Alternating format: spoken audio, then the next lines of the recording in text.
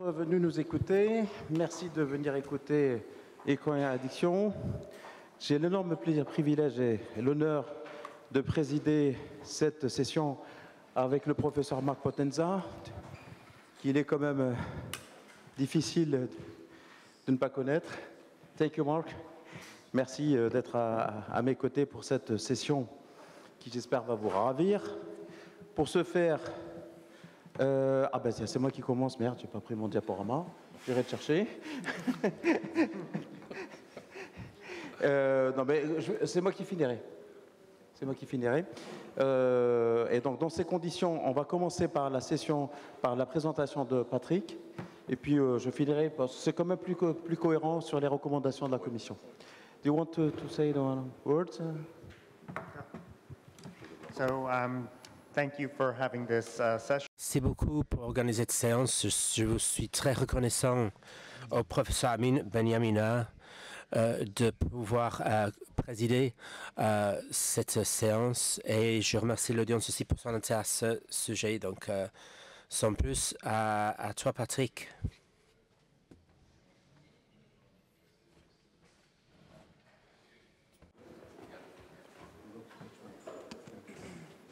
Je préfère descendre.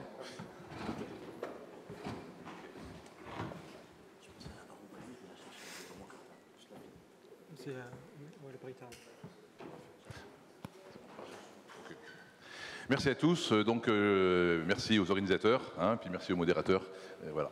Je vais essayer en un quart d'heure, 20 minutes, de vous proposer un petit peu quelques stratégies collectives, tant collectives qu'individuelles, pour obtenir un usage, favoriser en tout cas un usage régulier des écrans. Et on va voir que c'est un vrai sujet, et c'est un vrai sujet, et il y a des stratégies, il y a des choses à faire, il y a des dangers qu'on va réévoquer ensemble, mais il y a un réel intérêt à s'interroger, notamment sur la sécurité et sur la monétisation de nos données personnelles. Donc, les enjeux autour des écrans, tout le monde les connaît, évolution sociétale digitale, tout le monde le sait, et puis effectivement, différents modes d'usage de contenu. Donc c'est vrai que quand on parle des écrans, on peut dire facilement beaucoup de bêtises. Parce qu'entre ma secrétaire qui travaille sous Word, mes gamins qui vont jouer à WoW, les jeux qui activent certaines valeurs négatives, si on joue à GTA où il faut tricher, transgresser, ou si on joue à des jeux qui activent des valeurs plutôt positives, en fait, il faut être très prudent quand on parle des écrans, effectivement, parce c'est très dur d'être très précis. Le virage aussi de l'IA, bien évidemment, qui est excessivement important, et je l'ai marqué, en fait, on passe du faire au faire. Et c'est une vraie révolution, et je pense que nous sommes qu'au début. C'est un train qu'il faut prendre en marche. Moi j'ai 57 ans, je pense qu'il faut que je monte dans le train. J'aurai 80, peut-être que je dirais je lâche, mais à 57 ans je monte dans le train et c'est important et je m'en sers beaucoup. Donc bien sûr, place croissante des écrans dans l'écologie psychologique, inquiétude des parents, bien sûr vis-à-vis de l'usage croissant des enfants, la place très importante dans les attraits attentionnels, et on verra toutes les stratégies de captologie, et puis bien sûr, une réflexion aussi autour de qu'est-ce qui est normal, qu'est-ce qui est pathologique. C'est pour ça qu'on parle d'usage régulé, il n'est pas question d'interdire tout, bien évidemment, et c'est un vrai sujet. Et du coup, l'usage des écrans, c'est un excellent support pour évoquer les addictions comportementales au sens large, avec effectivement le craving, la perte de contrôle, et éventuellement l'accumulation de dommages. Donc c'est un vrai sujet utile pour s'interroger sur qu'est-ce qui est normal et qu'est-ce qui est pathologique, si tant est que ça puisse être décrit assez facilement. Alors, je passerai rapidement, ça c'est les données, je dirais j'ai fait un petit résumé du travail de notre ami Amin Benyamina. Donc j'ai fait un petit résumé sur quand même rapidement quelques données validées concernant les dommages. Donc sédentarité, obésité, troubles métaboliques, la technoférence, vous savez, les écrans parle à tout le monde, il ne me parle pas à moi, et donc effectivement il y a ce risque de déficit de théorie de l'esprit dans l'usage excessif des écrans. Les troubles du sommeil, bien évidemment, dépression et anxiété, si il existe une vulnérabilité, et puis toutes les tensions musculo-squelettiques, tout ce qu'il peut y avoir. Et d'autres choses qui sont investiguées, effets toxiques de la lumière bleue, l'impact des ondes, etc., etc. Là je passerai plus rapidement. Hop là, voilà, j'étais un peu vite, voilà. Autre réflexion sur les écrans, effectivement, l'importance du temps volé, c'est-à-dire je me dis tu vas t'autoriser de passer un certain temps sur les écrans et en fait tu vas t'autoriser un quart d'heure en rentrant à la maison le soir et je scrolle pendant une demi-heure, une heure et demie et donc je dépasse, je ne parviens pas à tenir ce que je m'étais proposé de faire. Donc effectivement l'impact va être très variable selon les réseaux sociaux, selon le type d'usage et avec des stéréotypes notamment une altération du vivre ensemble, voilà. Bien sûr, les atteintes physiques irréalistes sur les réseaux sociaux, les jeunes femmes, et puis l'accès à des contenus pornographiques ou très violents, potentiellement traumatiques. Vous savez que depuis maintenant 2 mois, les sites pornographiques, les gens doivent se faire identifier pour montrer qu'ils sont majeurs, mais bien sûr, les demandes de VPN ont explosé, c'est-à-dire que du coup, en se connectant via un VPN, donc globalement une adresse neutre, étrangère, on retrouve l'accès très aisé à tous les sites pornographiques, même quand on est mineur. Bref. Alors, je vais avancer un petit peu. J'ai pas de chance avec la technique. Où est le PC? Il est là le PC? Il est là-bas? Hop là. Voilà. Alors, du coup, si on parle de régulation en termes généraux, c'est qu'est-ce que l'on peut faire et qu'est-ce qui peut se passer au niveau action publique. Et du coup, selon moi, de mon propre point de vue, je pense que seule l'action publique peut aider à, je dirais, brider, réguler, organiser et réguler en fait les GAFAM. Les GAFAM, vous savez, c'est Google, Amazon, Microsoft, Apple et Facebook. Voilà. De mon point de vue, seule l'action publique peut intervenir. Pourquoi? Parce que les GAFAM sont en concurrence entre elles. Donc aucune ne va se brider elle-même. Si une se bride, demain elle est morte, c'est make or break. Soit ça marche, ça flambe, soit c'est terminé. Donc effectivement, dans la mesure où ils sont effectivement en forte concurrence entre eux, aucun ne va, et c'est logique, c'est ce qu'on ferait à leur place. L'idée, c'est pas avoir une approche morale. Il est logique que eux, leur métier, c'est nous vendre du temps d'écran, vendre du temps de cerveau disponible, et donc il est logique qu'ils ne puissent pas se réguler par eux-mêmes, et c'est cohérent. Donc, ils mettent en avant effectivement certaines valeurs éthiques, mais on a vu, en fait, au bout du compte, il y a des stratégies de captologie excessivement débridées et excessivement puissantes, et on va en parler un petit peu après. Quand on a demandé aux alcooliers de faire la prévention, ils ont fait atelier de sensibilisation au goût. Donc on voit qu'il ne faut pas faire confiance. Effectivement, il est important que l'action publique puisse agir. Et puis effectivement, il faut s'appuyer sur des données scientifiques qui sont probantes. Et les recommandations, eh bien, elles sont fluctuantes. Toutes les recommandations médicales sont fluctuantes, c'est normal. Elles évoluent en fonction des données acquises de la science. Hop là, j'ai vraiment pas de chance. Ah, voilà. Voilà, parfait. Donc j'ai fait un petit peu la revue de littérature dans différents pays, globalement à l'étranger. Alors j'ai pris l'Australie, eux, ils ont carrément proposé, à partir du 25 décembre, là, cette année, avant 16 ans, pas de médias sociaux. Et c'est présenté pas sous le mode d'interdiction, sous le mode de retard à ouvrir un compte. C'est vraiment pour réguler, pour protéger nos enfants qui n'ont pas encore les compétences psychosociales pour réguler. Ils ont aussi voulu mettre en avant la responsabilisation des fournisseurs d'accès Internet qui sont en partie responsables. Royaume-Uni, ils ont fait quelque chose de très intéressant, c'est le Online Safety Act. Qu'est-ce qu'ils font? Au-delà de la régulation par un organisme indépendant, qu'est-ce qu'ils ont fait? Et ils ont voulu élargir la mission aux algorithmes. Et on verra que c'est un des vrais sujets. Quand les GAFAM donnent aux algorithmes, c'est qu'ils en ont créé d'autres depuis bien plus puissants.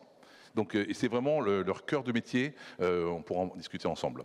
Donc effectivement, il y a cette réflexion aussi sur liberté d'expression et des informations. Donc c'est la notion de persuasion. Vous voyez bien comme moi que les médias s'intéressent effectivement, les grandes entreprises s'intéressent à acheter des médias pour diffuser leurs informations. Pas forcément fausses, mais parfois certains diront informations alternatives. Ce qui veut dire fausse en langage policé. Voilà. Et puis effectivement, définition d'infraction pénale. Donc il y a un vrai travail au Royaume-Uni pour arriver à réguler avec une prise de conscience de tout ce qui est sécurité, notamment des données, avec tout un process. Alors, hop là. Voilà. En Chine, là vous savez qu'en Chine, ils ont mis, il y a assez longtemps, des quotas pour les jeunes. Et au départ, en 2019, les quotas, c'était 90 minutes de jeu en réseau pour les jeunes chinois en semaine, et ensuite 3 heures le week-end. Et puis, ça a été changé en 2021. Ils sont passés à 3 heures, 1 heure le soir, vendredi, samedi, dimanche. Il y a une vraie régulation des jeux en réseau en Chine. Alors par contre, ce qu'ils ont montré, c'est que il y a eu un contournement. les jeunes ont pas mal joué aussi sur des jeux non en réseau. Donc du coup, en termes d'action, d'efficacité de santé publique, cette régulation très stricte a pas forcément été suivie d'effet en niveau santé publique. Et puis bien sûr, les acteurs financiers de la vidéo ont eu aussi leurs chiffres qui ont chuté. Vous savez par exemple Douyin, vous savez Douyin, c'est TikTok en fait espagnol, lapsus, c'est TikTok chinois et la maison mère donc c'est Byte, j'ai mangé le nom, mais la maison mère en fait avec Douyin, ils ont fait évoluer leur plateforme en Chine et aujourd'hui, comme TikTok en France actuellement, elle devient de plus en plus commerciale. Et l'an dernier, ils ont échangé 460 milliards de dollars d'actions de vente sur Douyin. Donc on voit qu'il y a une évolution aussi très financière, même en Chine. États-Unis, alors il y a un site très intéressant. Ils ont vraiment prôné ce qu'on appelle le plan média famille. J'ai mis les références en bas. Je vous invite, ceux qui sont intéressés, à vous connecter. C'est excessivement bien fait. J'ai testé, on peut le traduire en français avec son navigateur. Donc ça marche en français aussi, hein, pour ceux qui ne sont pas habitués à l'anglais. Et on peut conseiller aux familles.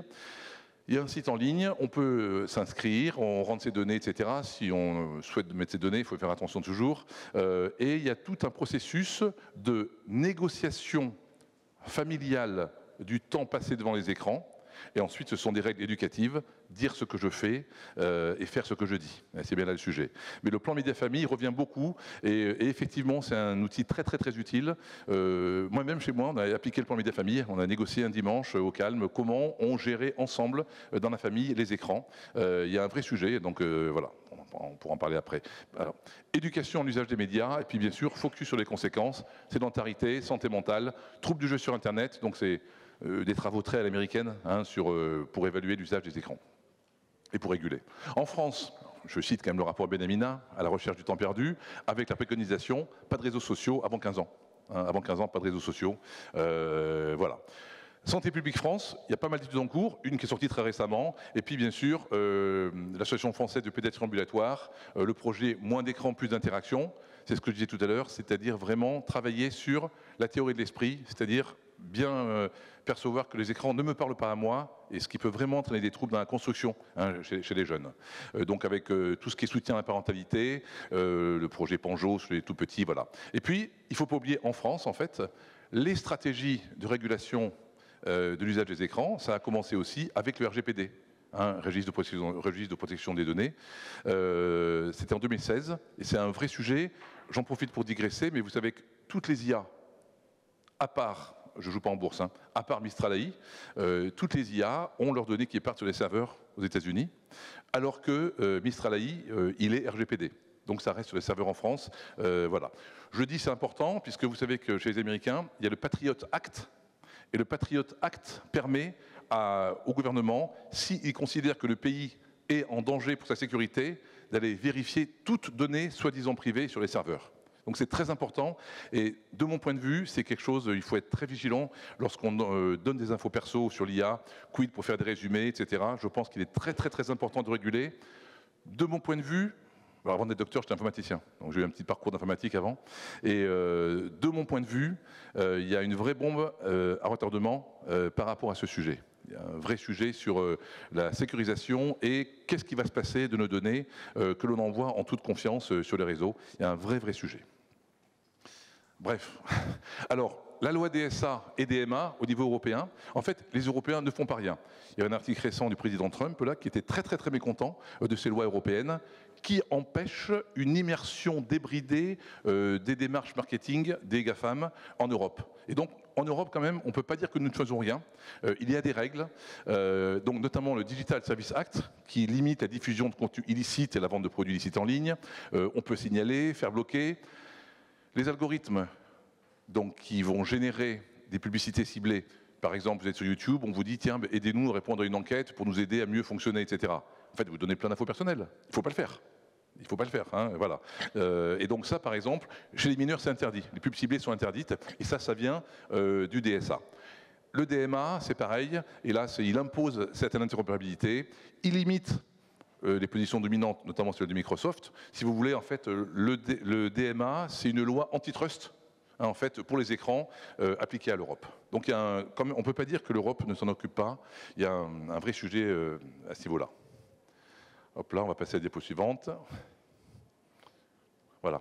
Alors, les grandes voies communes, au bout du compte, des politiques de santé publique par rapport aux écrans, c'est recommandations sanitaires, régulation à l'école et éducation au digital, un vrai sujet sur le digital, les lois concernant les plateformes qui vont être, entre guillemets, en moins pour partie responsables des contenus qu'elles diffusent, la régulation et la vérification de l'âge, la limitation des durées d'exposition, le soutien à la parentalité, et puis les contre-mesures aux écrans aussi, hein, c'est redit aussi dans le rapport Benhamina, les contre-mesures aux écrans, parce que pour que les jeunes passent moins de temps sur les écrans, il faut aussi qu'il y ait des terrains de basket dehors, qu'il y ait de la verdure, qu'il y ait des choses à faire, qui sont des contre-mesures aux écrans. C'est important aussi. Le problème de la régulation devant les écrans n'est pas qu'un problème addictologique, c'est aussi un problème de santé publique, mais c'est aussi un problème politique général de qu'est-ce qu'on propose comme alternative intéressante pour nos jeunes plutôt qu'être devant les écrans. Donc il y a un vrai sujet sur ça.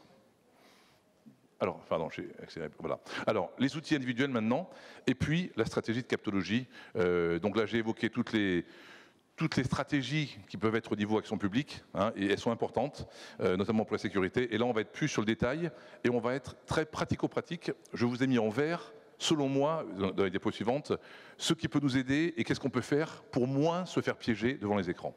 Alors, je reprends rapidement, effectivement, 3 grands systèmes sont principalement impliqués dans le processus d'attention. Hein, bien sûr, d'abord, l'alerte, je suis alerté. Je suis orienté ensuite vers une action précise. Et ensuite, bien sûr, le système exécutif qui va réguler l'usage. Je me dis, ça, c'est important pour moi, ça correspond à mes valeurs, je fais ça. Ou ça, c'est pas important pour moi. Ou pour l'instant, j'ai pas envie de faire ça, voilà. Et puis, bien sûr, dans la science de la captologie, qu'est-ce qui se passe? Eh bien, les notifications vont rappeler à l'usager la présence des écrans. Donc là, c'est un outil très puissant. Ensuite, via les algorithmes, il va y avoir une anticipation et à la définition d'un design comportemental de l'usager, via son mail, son adresse IP, etc. Et puis ensuite, bien sûr, toutes les stratégies pour le maintenir dans cet environnement. C'est comme au Club Med, vous savez, il n'y a plus d'argent, c'est des bons, etc. Là, c'est pareil, tout est fait pour immerger l'usager dans cette espèce de monde virtuel numérique, mais en tout cas, pour masquer tous les dommages et empêcher le système exécutif de réaliser ses fonctions. Alors, les stratégies, effectivement, des opérateurs de digital, c'est bien sûr développer des technologies persuasives, hein, qui agissent au niveau infraconscient, et on va en parler après, et pour nous réduire à des réactions réflexes basiques. Et en fait, par activation itérative du circuit de la récompense. Tristan Harris, qui travaillait sur l'éthique chez Google, qui a quitté Google, hein, et dit « Technology is hijacking our minds ». Hein, la technologie est en train de pirater nos esprits. Donc, l'éthique, effectivement, des GAFAM est très discutable parce qu'elle vise à faciliter l'initiation de l'usage et la perte de contrôle, via les notifs pour se rappeler à nous, etc., en produisant des services, générer et maintenir un for craving avec des récompenses variables, voilà, et puis masquer effectivement la perception de dommages, hein, en éteignant le système régulateur. Donc, la captation, la captologie, qu'est-ce qu'ils font ? Il y a plein de stratégies. Il a été recensé un grand nombre de stratégies pour nous piéger sur la captologie. D'abord, en premier lieu, le scroll infini. Vous êtes sur une page Internet, elle n'a pas de fin, donc ça peut durer des heures et des heures. Marc Valeur cite l'effet cacahuète. Hein, si vous prenez une boîte de petits gâteaux, je ne joue pas en bourse, hein, mais vous prenez des Pringles, vous en mettez un de noir tous les 10, et bien au bout d'un moment, tiens, je mange un noir, tiens, je mange un noir, tiens, ça fait 30 déjà. Voilà. Alors que s'ils sont tous, il n'y a pas de marque, de repère indicé, pour me dire où j'en suis, je vais continuer, je peux manger. C'est ce qu'il cite pour le paquet cacahuètes. Donc voilà. Les vidéos en autoplay, c'est-à-dire que je n'ai même plus à faire l'action d'aller chercher l'information, elles se présentent à moi toutes seules. Et bien sûr, elles s'enchaînent entre elles, hein, pour me maintenir toujours immergé dans ce monde virtuel. Et puis bien sûr, ces vidéos ont aussi une durée qui est calculée par rapport au temps moyen que je passe sur les vidéos. Et puis l'idée, effectivement, c'est me mettre dans un état un petit peu de flow. Vous savez, c'est ce que recherchent les sportifs. L'état de flow, c'est cette sensation de plénitude un petit peu entre ce que je suis amené à faire, ce que j'ai envie de faire. Et cet état de flow va également éteindre et réduire mon traitement critique de l'information. Par exemple, vous êtes sur WhatsApp aujourd'hui. Je cite tous, hein, je dis que je ne joue pas en bourse. Hein. Vous êtes sur WhatsApp, vous envoyez un message, vous voyez des petits points. Des petits traits, parce que votre ami ou quelqu'un de votre groupe WhatsApp est en train de répondre.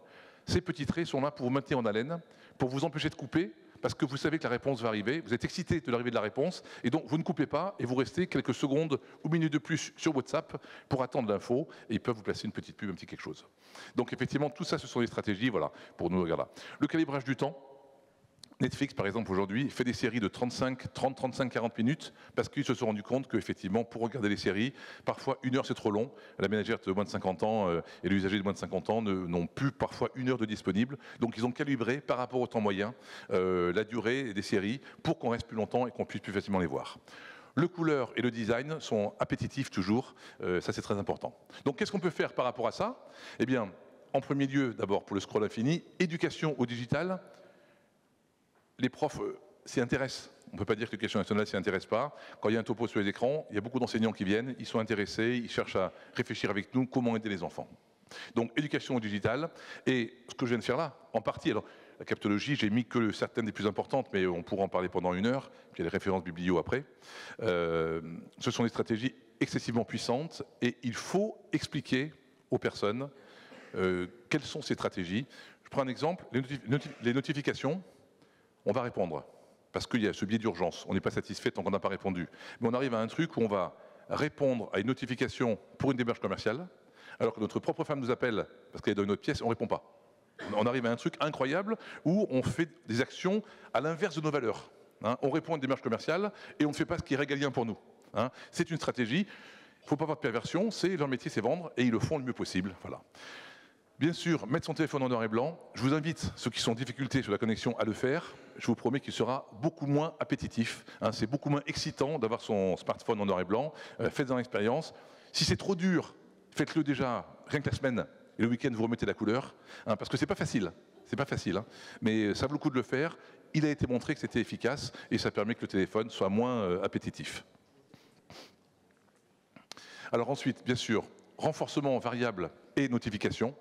Donc effectivement, les récompenses variables, les likes, les commentaires, donc ça c'est des stratégies, par exemple LinkedIn, les likes, les commentaires. Et comme il y a incertitude plus intermittence, cela va générer l'attente anxieuse, l'excitation et bien sûr le comportement répétitif.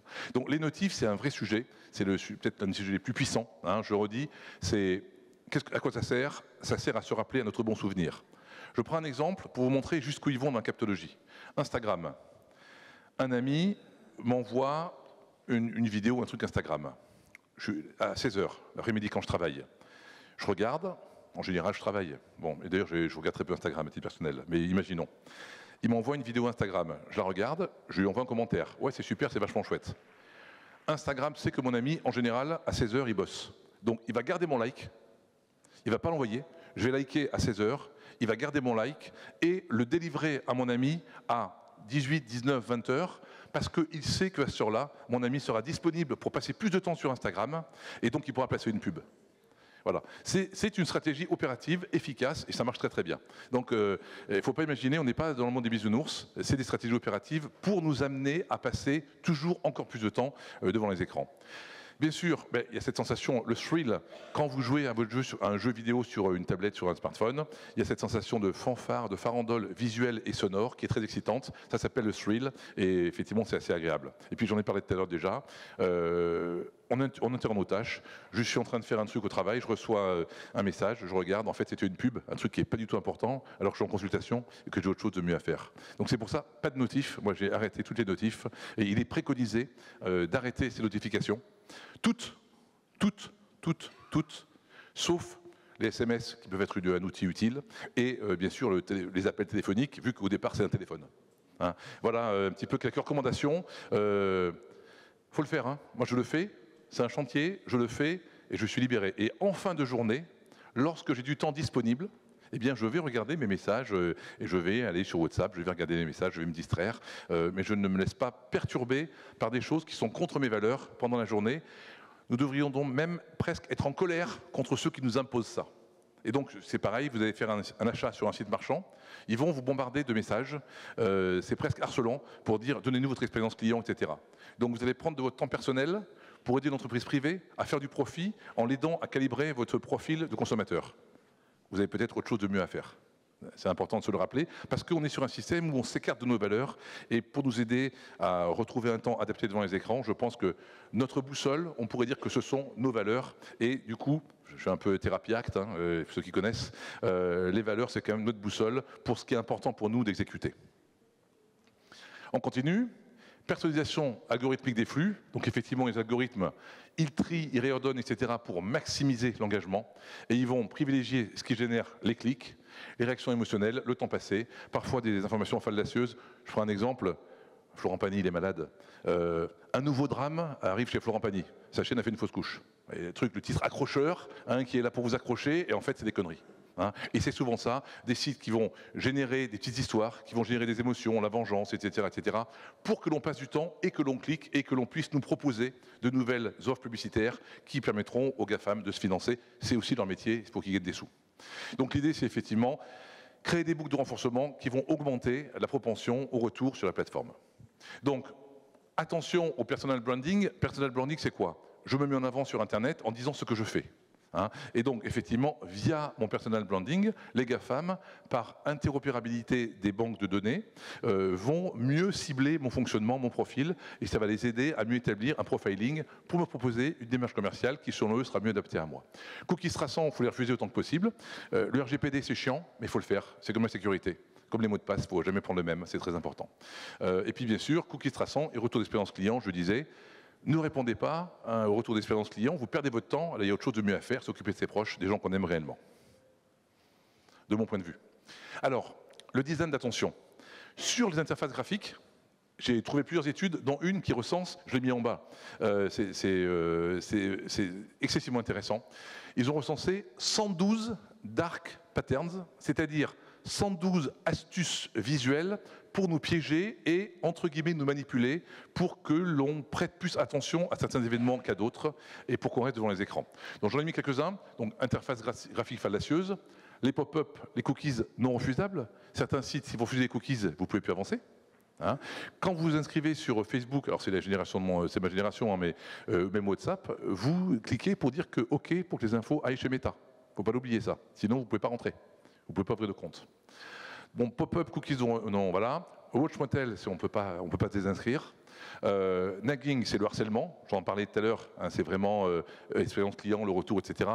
Privacy Zookering, c'est-à-dire on vous vole vos informations personnelles et on les suit et on va les chercher pour les regrouper. Tricky Question, les questions ambiguës. Le nudge, bien sûr. Plein de stratégies de nudge avec chaque entreprise à sa charte graphique et elle va vous amener par une petite rupture pertinente, hop, à vous éveiller, ensuite à vous pousser à consommer et ensuite à, comme c'est super, de le dire à votre réseau social. Donc vous faites la démarche commerciale de l'entreprise. C'est pour ça que je dis qu'il ne faut pas répondre. Voilà. Le viral lift, ça c'est la confusion entre une pub et un article. Et donc on lit un truc et on pense que c'est un article et en fait c'est une pub. Voilà, ils savent très très bien faire. Donc devant ça, qu'est-ce qu'il faut faire? Éducation au digital toujours. Je propose aussi une spam pour ceux qui sont sous Android, c'est-à-dire, c'est un logiciel que tout le monde connaît, ça permet de savoir combien de temps on passe sur quelle application sur son smartphone, très utile. Je le remarque, vigilance pour mes données personnelles et le personal branding, très important. Moi, je ne tweete plus, je vais sur LinkedIn, tout ce que je mets sur Internet, c'est Patrick Bendimerad, psychiatre hospitalier, addictologue. Patrick Bendimerad, père de famille, il n'y a rien sur moi. Très, très, très important. Alors, on avance. Segmentation psychographique et pub ciblée. Donc, micro-ciblage. Alors, segmentation psychographique, c'est en fait, ils vont établir différents designs de profils d'utilisateurs pour ensuite mieux cibler les publicités et les offres commerciales. Donc, modèle prédictif des comportements et de vulnérabilité. Calibrage temporel, j'en ai parlé. Et puis, effectivement, animation accrocheuse, sexualisée, fallacieuse. Même sur YouTube, aujourd'hui, sur YouTube, qui est une plateforme plutôt, pas puritaine, mais bon, voilà. Vous avez toujours, dans vos référentiels, il va vous proposer un petit bout de truc d'anatomie de femme pour stimuler un peu votre libido et tac, pour des trucs sexualisés. Et c'est pour ça qu'ils nous prennent. Ils nous considèrent comme des gens comme ça. Ils font appel à nos pulsions profondes. Je le dis, c'est important. Et vous avez un quart de seconde d'image sexualisée et ensuite 2 minutes qui n'ont rien à voir. Mais vous avez cliqué.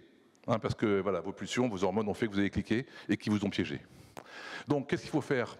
Refuser les cookies, ne pas répondre aux enquêtes, effectivement. Et puis, toujours, je reviens sur ça devant les écrans, c'est percevoir le sens de ce que l'on fait. Je reviens sur les valeurs, quelque part, c'est peut-être ça qui peut nous permettre de dire, mais est-ce que je fais, ça a du sens? Est-ce que ça a du sens que je passe 1 heure chez moi le soir en rentrant à regarder des vidéos qui me feront sourire, mais qui seront manifestement, qui ne vont pas m'enrichir intellectuellement? Est-ce que ça a vraiment du sens? Ou alors, est-ce que, dans ce cas-là, je me dis, tu t'autorises tant de temps, je mets une alarme, et au bout de tant de temps, j'arrête. Faites dans l'expérience, lorsqu'on rentre à la maison et qu'on a des travaux à faire, du travail intellectuel. Si vous scrollez pendant un quart d'heure, une demi-heure, vous avez tous remarqué que c'est hyper difficile ensuite de se remettre à travailler parce qu'il faut recréer. On est sur un mode passif, les vidéos se lancent en autoplay, on reçoit, c'est vachement agréable, hein, on reçoit, on joue, c'est très masturbatoire, mais c'est agréable. Et ensuite, il faut aller chercher très très loin une grosse motivation pour se remettre à travailler, à être créatif, à se concentrer. Donc voilà, je dirais c'est pas fait pour nous rendre bêtes, mais en tout cas le résultat, c'est que on fait moins d'efforts. Les troubles du sommeil, je passerai plus rapidement. Hein, effectivement, c'est en lien avec la force des stratégies de captologie. Vous le savez comme moi, c'est un peu un non-sens d'exciter son cerveau avec des photons pour ensuite dire qu'il faut dormir. Hein, ça, vous le comprenez comme moi aisément. L'effet de Zeigarnik, c'est-à-dire que toutes les tâches cognitives non achevées restent présentes au fond de mon cerveau. C'est Bluma Zeigarnik, une psychologue ukrainienne, qui avait fait ça dans les années 1900. Elle va dans une classe d'enfants, elle leur dit « Je vous donne 20 tâches à accomplir, vous avez une demi-heure ». Au bout d'un quart d'heure, elle revient, elle dit « Stop, c'est fini ». Et c'est fini, terminé. Elle revient 15 jours après et dit « Qu'est-ce que je vous ai demandé de faire la fois précédente ?» Et les enfants se souvenaient des tâches qui n'avaient pas été achevées, alors que les tâches achevées avaient été oubliées. Donc le monde virtuel, il continue toujours. Quand vous jouez à WoW, c'est persistant. Quand vous jouez aux jeux en réseau, c'est persistant H24. Et donc effectivement, ça continue à tourner en toile de fond et quelque part, en partie, à amputer mon empan mnésique. Les écrans dans le foyer sont multipliés, effectivement, ça c'est un vrai sujet. Donc qu'est-ce qu'on peut faire si on aime surfer un peu le soir, mettre son écran en night shift? Les jeunes le font beaucoup. Les jeunes le font de plus en plus, même sur Google. Mon fils, il a un PC gamer. Son Google, il est en night shift. Hein, et les jeunes le font de plus en plus. Pas d'écran 2 heures avant de se coucher, respecter les limites d'âge. Bien sûr, pas d'écran dans la chambre chez les jeunes. La chambre, c'est le sommeil et la vie intime, mais pas d'écran. Les mesures coercitives sur le plan institutionnel, eh bien, qu'est-ce qu'il faudrait faire? Et au niveau action publique, qu'est-ce qu'il faudrait faire? Eh bien, renforcer les règles coercitives par rapport au dark pattern et au design persuasif. Ça, c'est important. Transparence algorithmique et audit indépendante, c'est-à-dire avoir accès aux algorithmes des GAFAM et voir s'ils respectent certaines règles éthiques. Paramètres par défaut bienveillants. Par exemple, ça pourrait être sur l'écran, dès qu'on est sur un site, en ligne, eh bien, un chronomètre se met en route. Et comme ça, on sait depuis combien de temps on y est. C'est un bon rappel indicé. Notification limitée, pas d'autoplay. L'autoplay, c'est très vicieux, très efficace. Hein. C'est TikTok qui a commencé. Hein, et c'est très efficace. Un cadre légal à la souveraineté attentionnelle. Hein, c'est un concept aussi. Limitation de la monétisation de l'attention.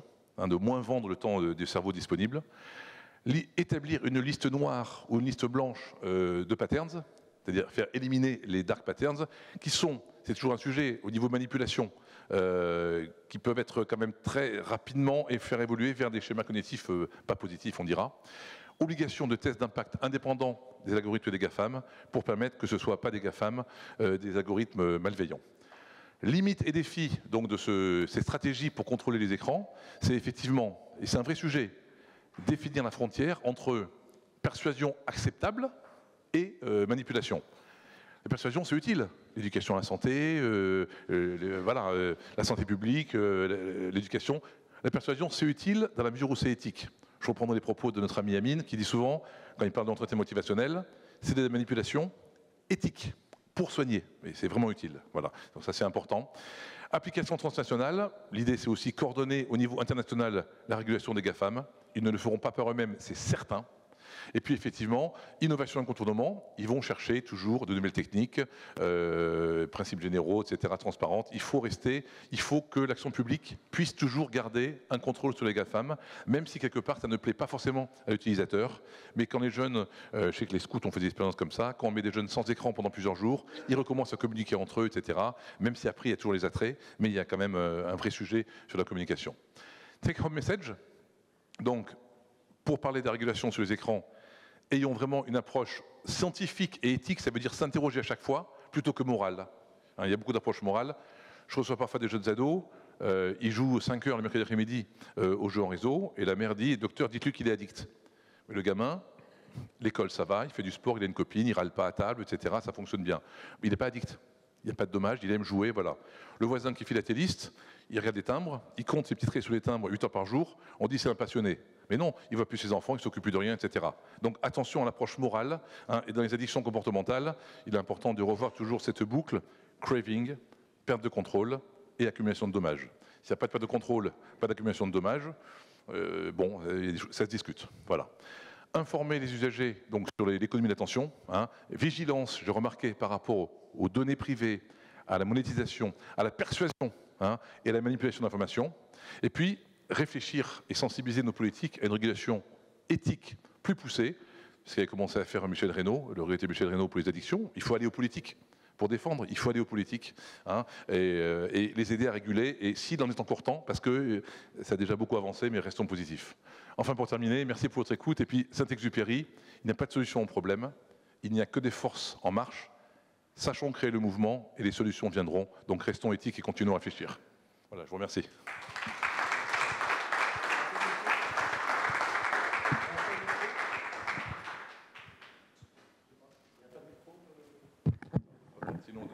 Sinon, on fait passer celui-là. On va prendre peut-être quelques questions parce que ta présentation était longue et on risque de ne pas pouvoir y répondre à la fin. Est-ce que vous souhaitez réagir à l'intervention du docteur Patrick Bandimrad? Marc?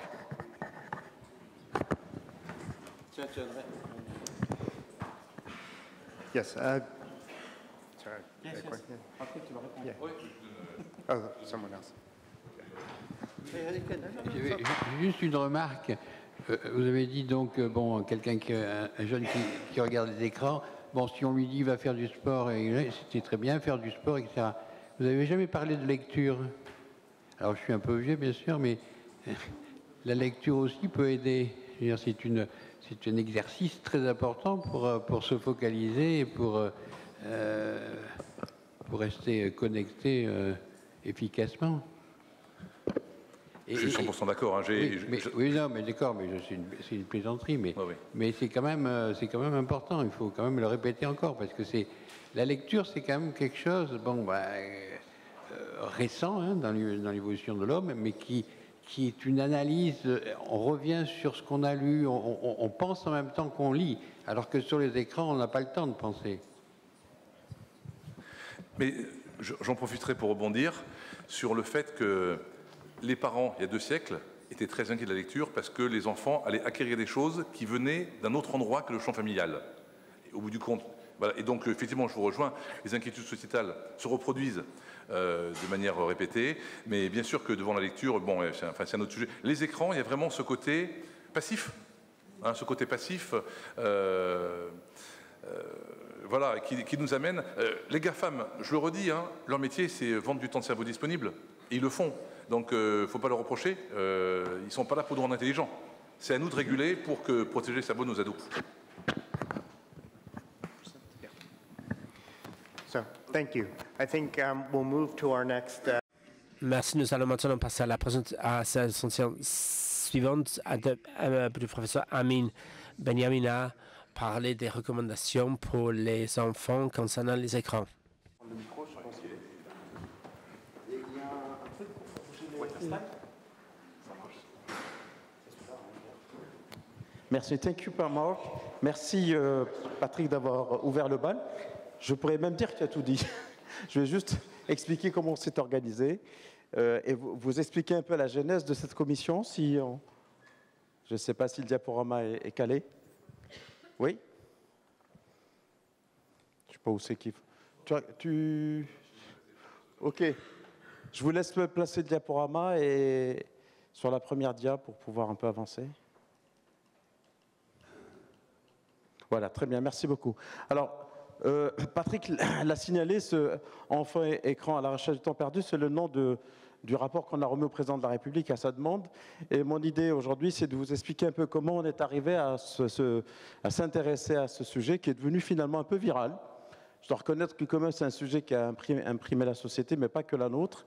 Et je vais essayer de vous faire vivre un peu les conditions dans lesquelles on a été sollicité. Alors, d'abord la présentation de la commission. Cette commission présidée par ma collègue Serval Mouton, qui est neurologue installée en ville à côté de Lyon, et moi-même, avons été contactés au cours de l'été, je ne sais plus de quelle année, parce que c'est 2024, il me semble, ou 2023, par les services de l'Élysée qui nous ont demandé si on était intéressés de réfléchir sur la problématique de l'addiction aux écrans. Bon, ils parlaient d'addiction, mais le sujet est quand même plus large. Et bon, j'ai dit oui sur le principe. Et on a ensuite, je ne connaissais pas la composition des membres de la commission. Il m'avait proposé de la présider avec Servan, que j'ai connu aussi le jour où on a rencontré le président. On l'a rencontré au cours de l'été, à la fin de l'été, au début de la rentrée scolaire. Et puis il nous a reçus, l'ensemble de ses membres. Et c'est important la composition pour essayer de vous expliquer comment on est arrivé finalement à des débats parfois un peu compliqués. La commission est composée, comme vous le voyez, de gens il y avait aucun médecin, hormis Servan et moi, un chercheur en épidémie, Jonathan Bernard de l'INSERM, Grégoire Bors, qui est psychologue, qui travaille sur le développement de l'enfant et de l'adolescent, Axel Dessin, qui est directrice d'un pôle éducation, et elle a un site numérique qui s'appelle Tralalaire, je n'ai pas signalé ici, Florence Gessel, qui est une chercheuse en droit privé à Stanford, Marie-Caroline Missire, qui n'est plus à ce poste, mais qui était directrice générale du réseau Canopé, c'est le réseau de formation du personnel d'enseignement de l'éducation nationale, donc de la formation continue. On verra, c'est important. Une collègue qui travaille à Polytechnique, qui travaille sur la chaire de sciences et jeux vidéo. Grégory Verret, qui lui a créé une start-up sur l'éducation et la navigation pour les jeunes. Et puis Célia Zelensky, qui est professeure de droit et de sciences criminelles à Paris, qui n'a été d'une utilité magistrale. Vous expliquerez pourquoi après. Puis on a eu 2 personnes qui ont rapporté les travaux de la commission pendant ces 4 mois passés ensemble. Carole Bousquet-Bérard, qui n'était autre que la directrice de cabinet du ministre François Braun, et Alexandre Pascal, qui est IGAS. Donc, ce groupe est un groupe qui, finalement, quand on le voit, a finalement des liens d'intérêt très divergents sur la question des écrans. Parce que des personnes vivent de ça, et d'autres combattent ça, d'une certaine manière. Et donc, lorsqu'on a rencontré le président de la République, il nous a expliqué qu'il a commencé à s'intéresser à ce sujet après les émeutes des quartiers populaires et des banlieues, où les jeunes s'étaient finalement contactés et avaient commencé à devenir très incontrôlables, parce que les services de renseignement avaient identifié les réseaux sociaux comme outils de communication entre eux, Snapchat, Instagram. Et donc, les services avaient fait un rapport au président leur disant qu'il y avait une vraie communauté de pensée, de communication et de leadership à l'intérieur des réseaux sociaux. Et donc, petit à petit, il a commencé, à titre personnel, et lui et ses équipes, à s'intéresser au sujet. Et donc, son idée, c'est de savoir ce qu'il en était. Alors, le contexte de la réflexion était simple. Un fait de société, la place croissante des écrans dans notre société, notamment chez les jeunes, l'existence de différents travaux sur les impacts qui étaient là. Hein, lorsqu'on a commencé à travailler, ils étaient là, avec des données qui étaient molles, avec des observations, des effets finalement éditorialisés, un peu au doigt mouillé, très peu d'informations comme on les a depuis 2-3 ans, avec une méthodologie robuste qui permettent finalement de conclure sur un certain nombre d'orientations qui peuvent conseiller les politiques, et des mesures déjà déployées, mais qui étaient des mesures qui étaient disparates, qui n'étaient pas des mesures généralisées. On voyait quand même des mesures prises par des rectorats, par certaines villes, certaines associations, mais il n'y avait rien de probant et d'impactant, et qui pouvait être reproduit de manière sécure et safety.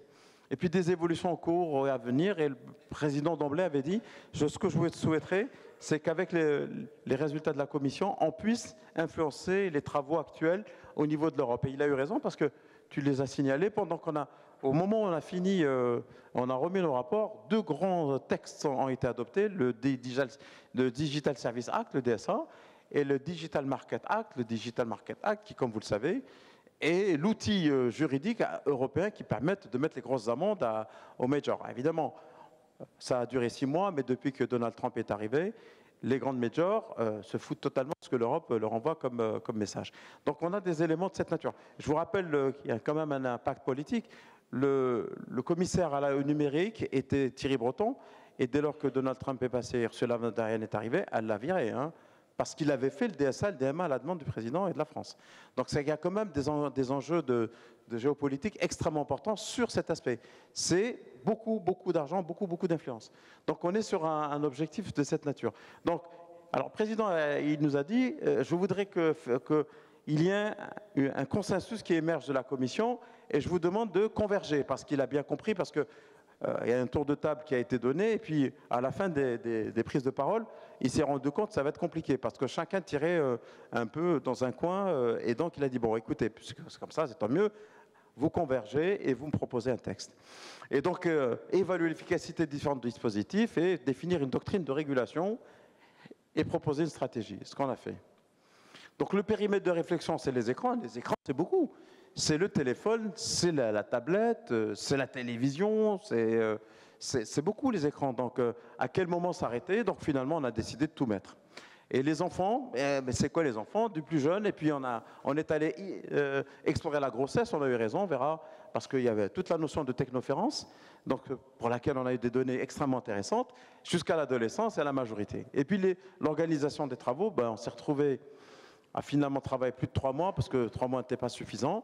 On a réfléchi, on a fait le constat, on a travaillé sur de la biblio, et on a convoqué à peu près 250 personnes, dont 150 jeunes et une centaine d'experts, pour essayer de formaliser et de faire que les données soient finalement en capacité d'être synthétisées et rapportées. Et la remise du rapport s'est faite le 30 avril 2024. Voilà en gros la méthodologie qui a été la nôtre. Alors, les principaux constats. Alors, on s'est réunis 3-4 fois par semaine, très tôt le matin ou tard le soir, parce qu'on travaille évidemment, au niveau du ministère à Bercy, des Finances, dans les bureaux du secrétaire d'État au numérique. Les principaux constats, c'est intéressant de le voir, les enfants, à l'image de leurs parents, évoluent dans un univers dans lequel les écrans et le numérique occupent une place prépondérante et croissante.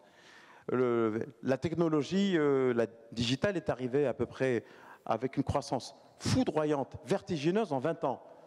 Et donc, pour que la société finalement se rende compte qu'il y a peut-être un problème, alors qu'on ne voit que les avantages d'un téléphone dans la poche ou bien un écran, il faut du temps. Il faut qu'il y ait une espèce de prise de décision, prise de conscience un peu générale et un effet gâchette, ce qui a été le cas avec ce rapport. Les enfants sont exposés aux écrans à leur domicile, plus de 10 écrans moyens par foyer. Comptez chez vous, vous allez vous rendre compte qu'on a très vite 10 écrans. Allez-y, comptez. Comptez. Il y a plus de 10 écrans. On a peut-être 2 télés, chacun son portable, on est déjà 8. Sans parler de l'ordinateur dans le cartable et de la tablette dont on oublie qu'il s'agit aussi d'un. On les a tous rapidement, les 10. À l'école, recours aux écrans, à l'outil informatique et au numérique comme support pédagogique. Gros morceau, l'éléphant. Ils ont eu du mal à accepter nos recommandations. Via les équipements dont ils disposent pour leur usage propre, 1,6 écrans personnels en moyenne pour les 7-12 ans et 2,6 pour les 13-19 ans. Et à 10 ans et demi, 34% des enfants ont déjà un smartphone. À 10 ans et demi. À 13 ans, pratiquement tous, puisque les ENT, les environnements numériques de travail, sont imposés par l'éducation nationale. C'est ça le gros drame.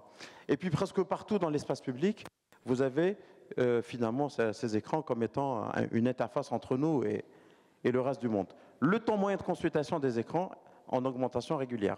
Je vous montre un peu ici des données probantes, notamment la cohorte ELF, qui est menée par Jonathan Bernard, que j'ai cité tout à l'heure, et qui montre quand même ce que j'ai montré tout à l'heure, les premiers smartphones. Là, ce sont des données issues d'une cohorte qui est de suivi. Alors, le consensus scientifique, si on a dit un mot, je vais le voir de manière très détaillée. Alors, on a regardé quand même beaucoup de littérature. Ce qui se dégage sur les effets néfastes des écrans, le sommeil, première victime évidemment. Et nous, on parle des jeunes, mais tout le monde est victime quand on prend son téléphone, quand on va au lieu de lire, monsieur. Donc évidemment, ce qu'on fait, on scrolle, moi le premier.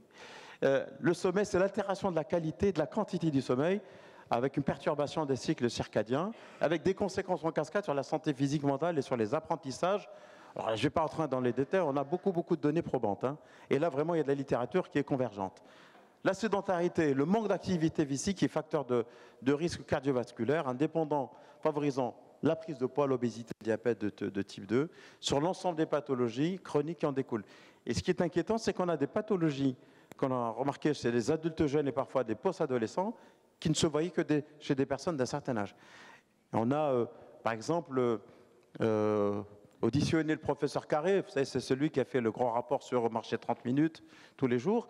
il a fait beaucoup de travaux, il est maintenant prof honoraire, il expliquait qu'il voyait des pathologies chez les jeunes qu'on ne voyait que chez les personnes d'un certain âge il y a quelques années. Mieux que ça, chez les sportifs de haut niveau des années 2025, sont plus gras et plus flemmards que les sportifs des années 50. Il expliquait qu'en dehors de l'activité sportive qui était finalement leur quotidien, ils sont comme tout le monde, ils s'allongent, ils mettent leur casque et ils sont sédentaires. Donc le sport n'est pas garant d'une mobilité. On peut ne pas être sportif, mais mobile et plus sain. Donc il y a quand même des données extrêmement importantes. Être mobile, c'est bouger tous les jours, par exemple, c'est se lever tous les 75 minutes et faire 10 minutes de marche ou 10 minutes debout. Voilà, c'est ce qu'il a rapporté, c'est étonnant. Et c'est un effet générationnel. Les problèmes de vue, en particulier la myopie, mais aussi des risques possibles pour la rétine liée à l'exposition à la lumière. On a vu 2 profs d'ophtalmo qui nous ont expliqué que si on continuait comme ça, nous allions avoir des générations de myopes. Vraiment, hein, la fameuse lumière bleue dont tu as parlé, des myopes. Des interrogations non encore tranchées par la science, mais qui ont été relevées concernant les effets d'exposition des ondes électromagnétiques, notamment les effets cancérigènes et sur la fertilité. Il y a des données contradictoires, mais il y a le principe de précaution. Et puis la technoférence dont j'ai parlé, puis l'impact éventuel d'exposition à des substances présentes dans les terminaux numériques. On a aussi, je me souviens auditionner un prof de Polytechnique qui nous expliquait que ce qu'on appelle le virtuel, il n'y a pas plus matériel que le virtuel. Les datas sont stockées dans des endroits matériels qui sont de la pollution physique. Lorsqu'on a sur le virtuel digital, vous avez des endroits dans le monde où on stocke ces données. Et ça, c'est de la pollution parce que ces données sont stockées en utilisant des terres rares. Et les terres rares, il faut aller les chercher et c'est très polluant d'utiliser les terres rares. Et donc là-dessus, on a eu beaucoup de données qui sont assez effrayantes. Les observations de terrain et les études sur les conséquences des écrans sur le neurodéveloppement des enfants et des adolescents, ça a été un sujet polémique parce que les gens ne nous ont pas lus, mais on n'a à aucun moment parlé de TND liés aux écrans. On a expliqué, parce qu'on a entendu, que par exemple, lorsque vous mettez un gamin, et ça a été les préconisations dans les années 70-80 pour faire évoluer un enfant, mettez-le devant un écran, c'est le monde qui s'ouvre derrière un écran, et bien c'est le contraire. Les interactions physiques, humaines, elles permettent de faire évoluer, alors que si vous mettez un écran, on se retrouve avec des enfants qui n'ont pas d'acquisition du langage, qui n'ont pas d'interaction, et qui ont tout l'aspect d'autiste, alors qu'ils ne le sont pas, lorsqu'ils arrivent à l'école. Et pour le coup, on a eu des orthophonistes qui ont fait un gros travail de réappropriation du langage et de l'interaction humaine. Donc c'est extrêmement important. Les éléments disponibles aussi plaident pour une vigilance accrue quant aux technoférences, dont j'en ai dit un mot. Et on a préconisé, par exemple, que toutes les personnes qui tournent autour des maternités ne se baladent pas avec les téléphones sans fil ou avec leur portable dans les blouses ou bien dans les liquettes. Des choses toutes simples. Il convient de souligner l'adolescence aussi, c'est une période de vulnérabilité sur le plan psycho-comportemental. Alors, à la fois sur la maturation du cerveau, et puis les surréactions émotionnelles, et puis les problématiques à la fois de l'objet, mais aussi du contenu, notamment les grandes influences liées à des tendances, notamment le sexe, la maigreur, les loyautés digitales. Les loyautés digitales, avec le sentiment que ceux qui sont derrière l'écran ont plus d'importance que ceux qui vivent à côté de moi à la maison. C'est pour ça qu'il est parfois très compliqué de comprendre des passages à l'acte avec des personnes dont on sait qu'elles sont dans la réalité de tous les jours accessibles à un raisonnement, mais quand elles sont dans une relation avec finalement des personnes virtuelles, on a le sentiment d'être robotisé et d'être à distance manipulé. La notion d'addiction aux écrans, c'est une grande notion importante sur laquelle on a travaillé. Elle n'existe pas dans les classifications. Mais force est de constater qu'il est utile peut-être de travailler dans ce domaine. Pour des raisons simples, parce qu'on ne peut pas être addict à la bouteille, au sens le verre, mais on est addict au contenu. Cela dit, on voit quand même des profils, et on les a vus lorsqu'on a fait l'hackathon des jeunes, on a des personnes qui commencent à regarder, à scroller sur Instagram ou TikTok, qui lorsqu'elles s'épuisent, elles passent à regarder de nouveau pendant 1 ou 2 heures, elles regardent si elles n'ont rien reçu sur WhatsApp, et quand WhatsApp est fini, elles regardent si sur LinkedIn il n'y a pas des posts sur lesquels elles n'ont pas été sollicitées ou taguées, et donc on voit que finalement, l'outil commun de tout ça, c'est le fameux device, c'est-à-dire l'objet lui-même qui devient une forme de produit fétiche auquel on s'attache totalement. Donc cette notion n'est pas totalement idiote, à laquelle il faut peut-être réfléchir. Mais c'est vrai que c'est le contenu plus que le contenant. mais il faut y réfléchir. De façon générale, les écrans, en particulier l'utilisation des réseaux sociaux, semblent être, au-delà des bénéfices qu'ils peuvent apporter dans certaines situations, des facteurs de risque supplémentaires. Alors évidemment, on ne tue pas le digital, on ne tue pas l'écran, il faut le réguler. Il est évidemment, à travers cette commission et les résultats que je vais vous montrer et les recommandations, il n'est pas question de se délester, quoique dans certains espaces, on a commencé à se délaisser totalement. Je prends un exemple, lorsque j'ai été commis président de cette commission, j'ai été contacté par le ministre suédois de la Santé qui m'expliquait que, en Scandinavie, la Suède en particulier, ils avaient misé sur tout digital, en éducation nationale, et qu'ils arrivaient sur des enfants qui étaient totalement délestés, déconnectés de la société. Et que c'était très compliqué parce qu'on avait vraiment des pathologies liées à ce digital. Ils ont tout arrêté, ils se sont remis au tableau et à la craie. Totalement. Et donc, mais il était assez curieux de savoir vers quoi on allait aboutir. Alors, le retour sur les principaux constats, l'accent non maîtrisé des enfants aux écrans, l'insuffisance de régulation des contenus auxquels les mineurs peuvent avoir accès, bon je ne rentre pas dans les détails, notamment les contenus pornographiques, de violence, le hameçonnage. Il soulève largement des questions sur le plan sociétal, les stéréotypes, on a bien vu qu'il y avait des influenceurs sur la maigreur, comment mourir, comment ne plus avoir de relation avec son voisin.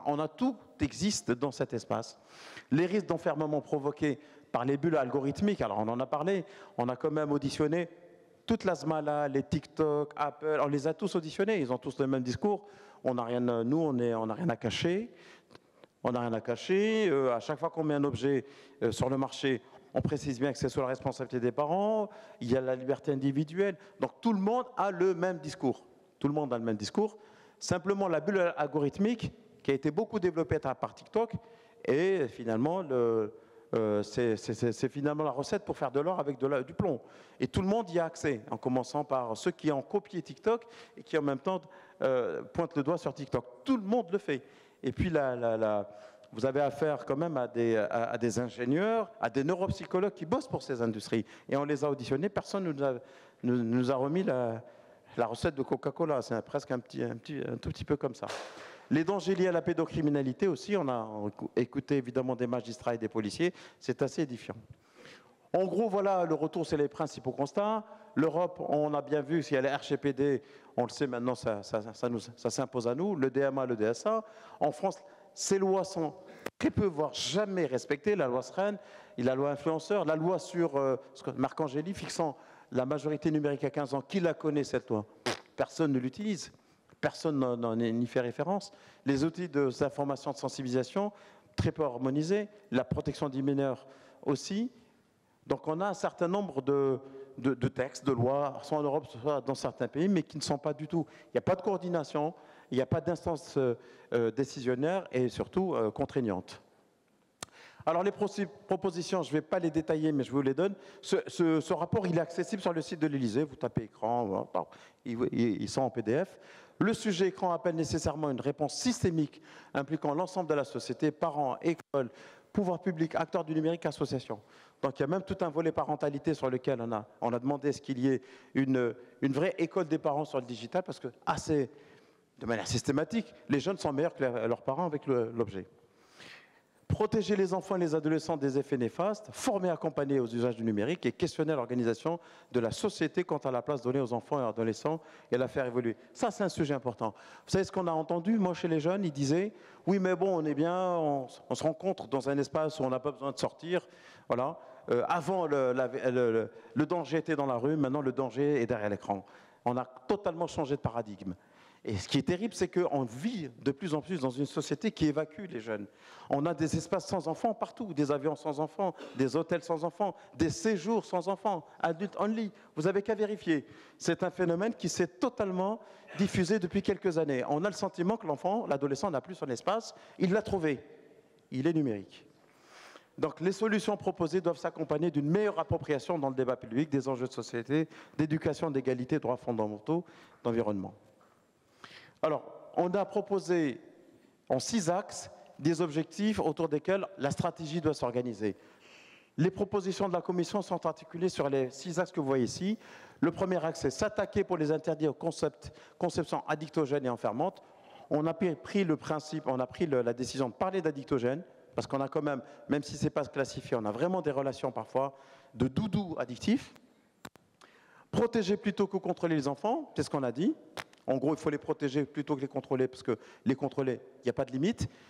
On s'est donné comme exemple, par exemple, lorsque vous remettez les clés d'une voiture à un gamin qui a 18 ans, voilà, il apprend à conduire, et ben on doit leur apprendre à évoluer dans le milieu numérique, assumer, organiser une protection des usages, préparer sérieusement les jeunes et leur autonomie, c'est ce que je disais, et mieux outiller, mieux informer au numérique et mieux accompagner les parents, les enseignants et les éducateurs, et mettre en place un dispositif ambigu de gouvernance. C'est ce qui a manqué, puisque lorsque j'ai remis le rapport au président de la République, 2 semaines après, il avait dissous. Et donc depuis, on est dans le potage. Je me souviens, il y avait Gabriel Attal et Frédéric Valtou, qui étaient ministres, et puis Marina Ferrari. Ils ont disparu, certains ont revenu, il n'y a plus rien. Donc c'est dommage parce que, bon, évidemment, les données ont été utilisées, mais on est reparti sur quelque chose de disparate. Il n'y a pas monsieur ou madame commission à écran ou numérique pour pouvoir donner l'impulsion nécessaire pour que ça soit vraiment quelque chose qui ruisselle. Bon, je ne vais pas les détailler. Les 6 axes sont ici.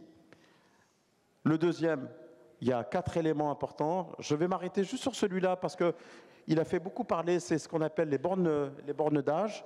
Protéger les jeunes de moins de 6 ans de l'exposition aux écrans, notamment dans les lieux d'accueil, crèche, assistance sociale maternelle, école maternelle. Autoriser l'accès aux seuls réseaux sociaux éthiques à compter de 15 ans. On en a trouvé 2-3. Organiser une prise en main progressive des téléphones. 11 ans, pas de téléphone. À partir de 11 ans, téléphone sans connexion Internet. 13 ans, téléphone connecté sans accès au réseau. Et à partir de 15 ans, accès complémentaire aux réseaux sociaux éthiques. Évidemment, il y a eu une évolution puisque vous avez vu que Ursula von der Leyen, la présidente de la Commission, a proposé une interdiction des réseaux sociaux à la suite du drame du jeune qui avait assassiné son enseignante. Il y a peut-être des choses qui bougent, on est bien d'accord. Voilà, ici vous avez les éléments opératoires que j'ai montrés tout à l'heure.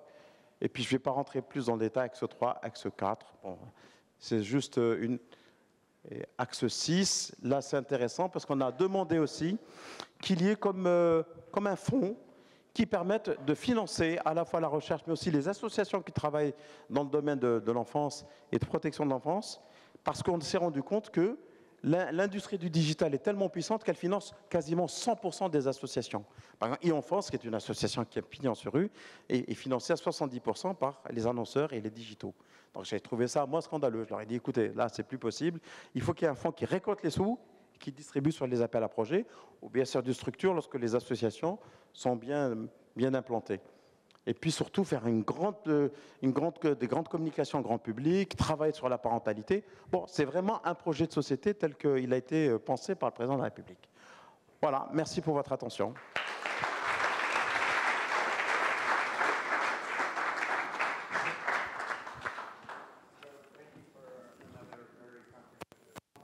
Maybe we have time for one. On a peut-être le temps pour une question.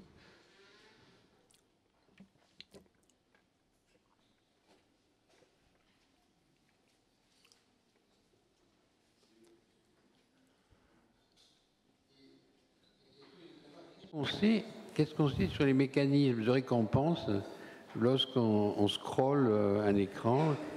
Pourquoi il y a un plaisir, évidemment. Si on passe tant de temps, c'est qu'il y a un plaisir bon. Et qu'est-ce qu'on sait des mécanismes neurobiologiques qui sous-tendent? Dans l'addiction, on sait que la dopamine, etc. Qu'est-ce qu'on sait là-dessus par rapport aux écrans? Est-ce qu'il y a eu des études? Qu'est-ce qu'on peut dire? Pourquoi ça fait plaisir de scroller, d'être tout le temps captif, etc. Alors, il y a 2-3 éléments sur lesquels on a des informations qui sont validées, y compris par des méthodes expérimentales, l'imagerie. Lorsque vous avez un algorithme, il a cette capacité à vous s'adresser à vous, pas moi, vous. Parce que lorsque vous alimentez en vous connectant sur des sujets qui vous intéressent, si vous êtes intéressé par la littérature, vous aimez Proust ou Victor Hugo, vous allez regarder, vous allez rester un peu plus longtemps sur du Proust ou du Victor Hugo. Vous allez régulièrement recevoir du Proust ou du Victor Hugo et vous allez recevoir de plus en plus en fonction de vos goûts à vous. C'est les fameux algorithmes dont j'ai parlé. Et vous serez régulièrement sollicité sur la même chose, sur des temps courts. Il y a à la fois l'intérêt qui est le vôtre et puis finalement la brièveté du message qui vous incite à de nouveau vous connecter pour aller retrouver la même sensation. Le même principe que lorsque vous tirez sur une cigarette, la nicotine s'élimine vite et vous allez de nouveau tirer parce que vous avez envie de nouveau ressentir le plaisir. Le système de récompense est d'autant plus stimulé qu'il est stimulé de manière intense et rapide avec des sujets qui vous plaisent d'abord. Et ensuite, c'est un système qui s'emballe. C'est exactement ce qu'on a avec un produit quelconque ou qu'on a avec le jeu ou qu'on a avec une activité plaisante comme une activité sexuelle ou bien lorsqu'on mange un gâteau sucré qu'on aime particulièrement ou du chocolat. C'est exactement ça. Et le principe de l'algorithme derrière les écrans, c'est exactement ça. Là où on a évidemment... là où l'industrie du digital est devenue fantastique, c'est parce que les avancées technologiques ont permis de mieux préciser et de mieux individualiser l'offre à travers des calculs monstrueux. Et avec l'avènement de l'IA, ça va être de pire en pire ou de mieux en mieux, en fonction d'eux. C'est ça.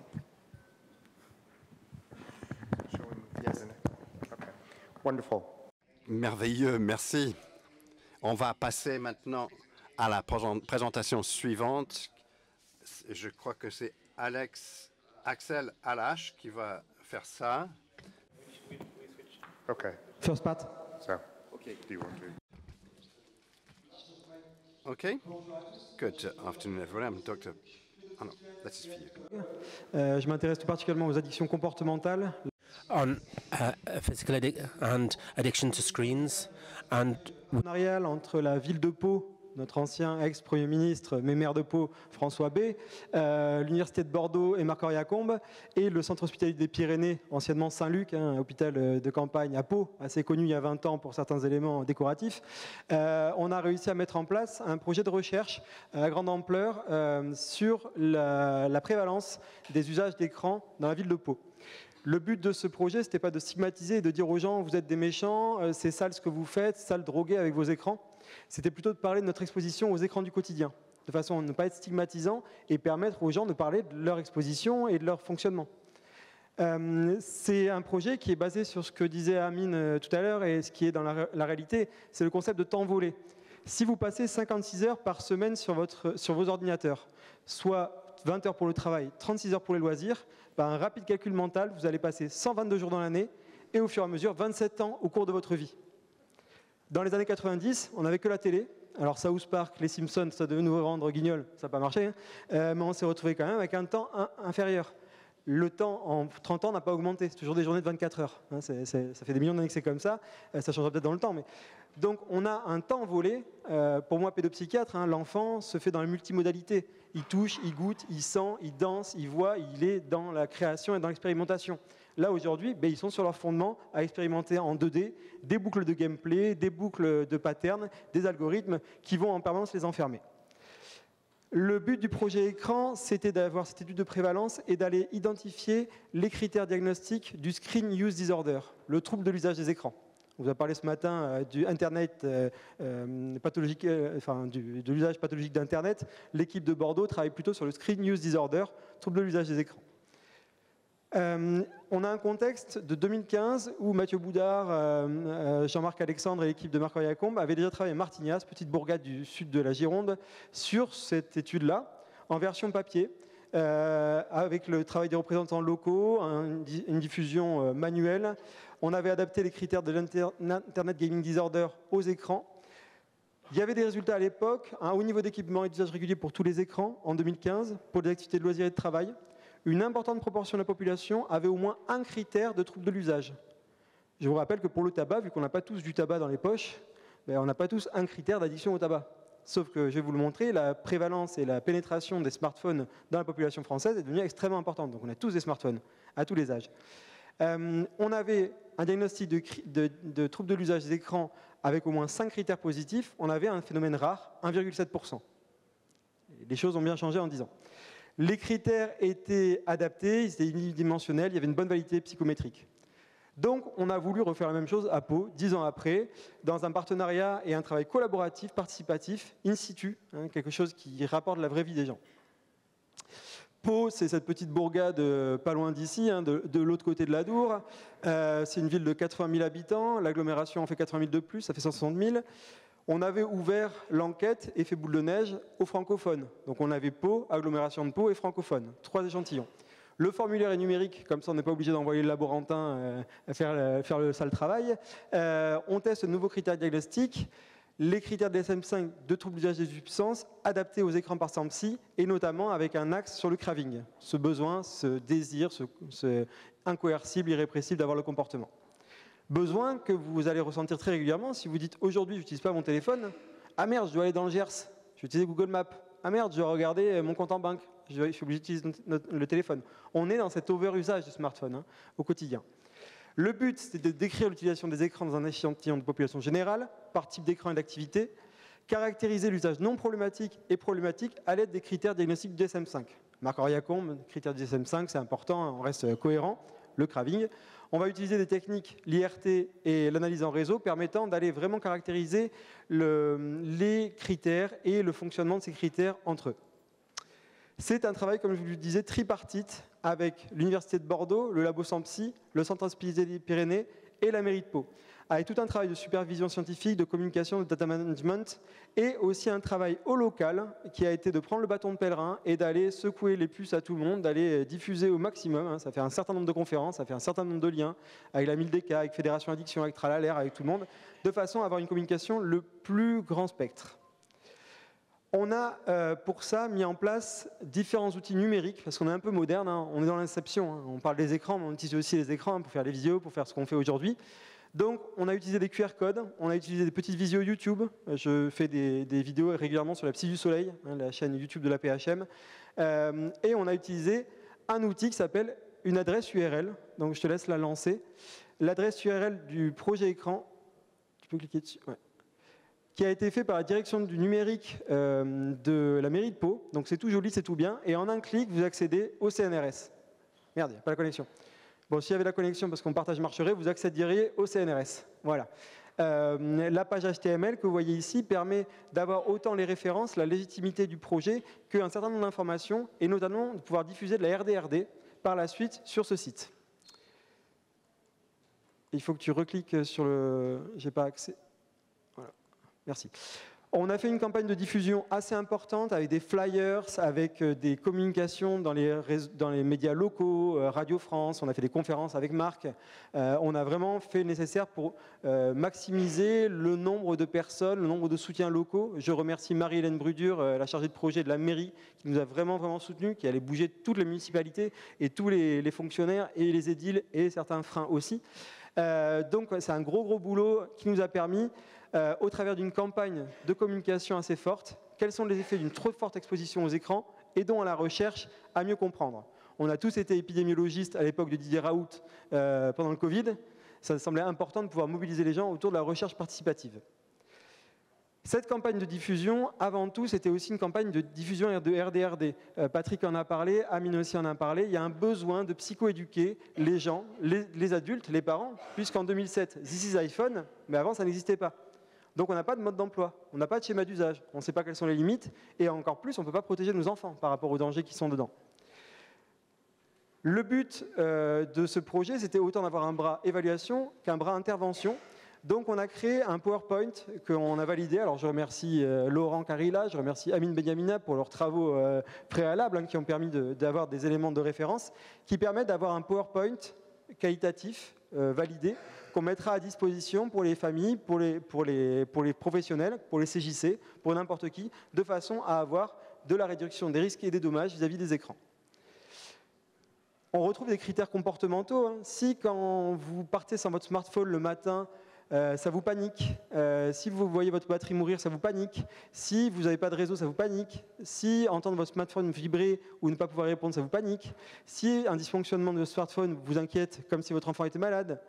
Si l'écran de votre téléphone était cassé, mais que vous hésitez de le faire réparer de peur de ne pas être séparé, de peur d'être séparé pendant quelques temps. je ne sais pas si ça vous parle. Tout ça, ce sont des éléments d'hyperexposition, de technodépendance, pas des éléments d'addiction. On est tous dans cette habitude comportementale d'utiliser en permanence nos smartphones.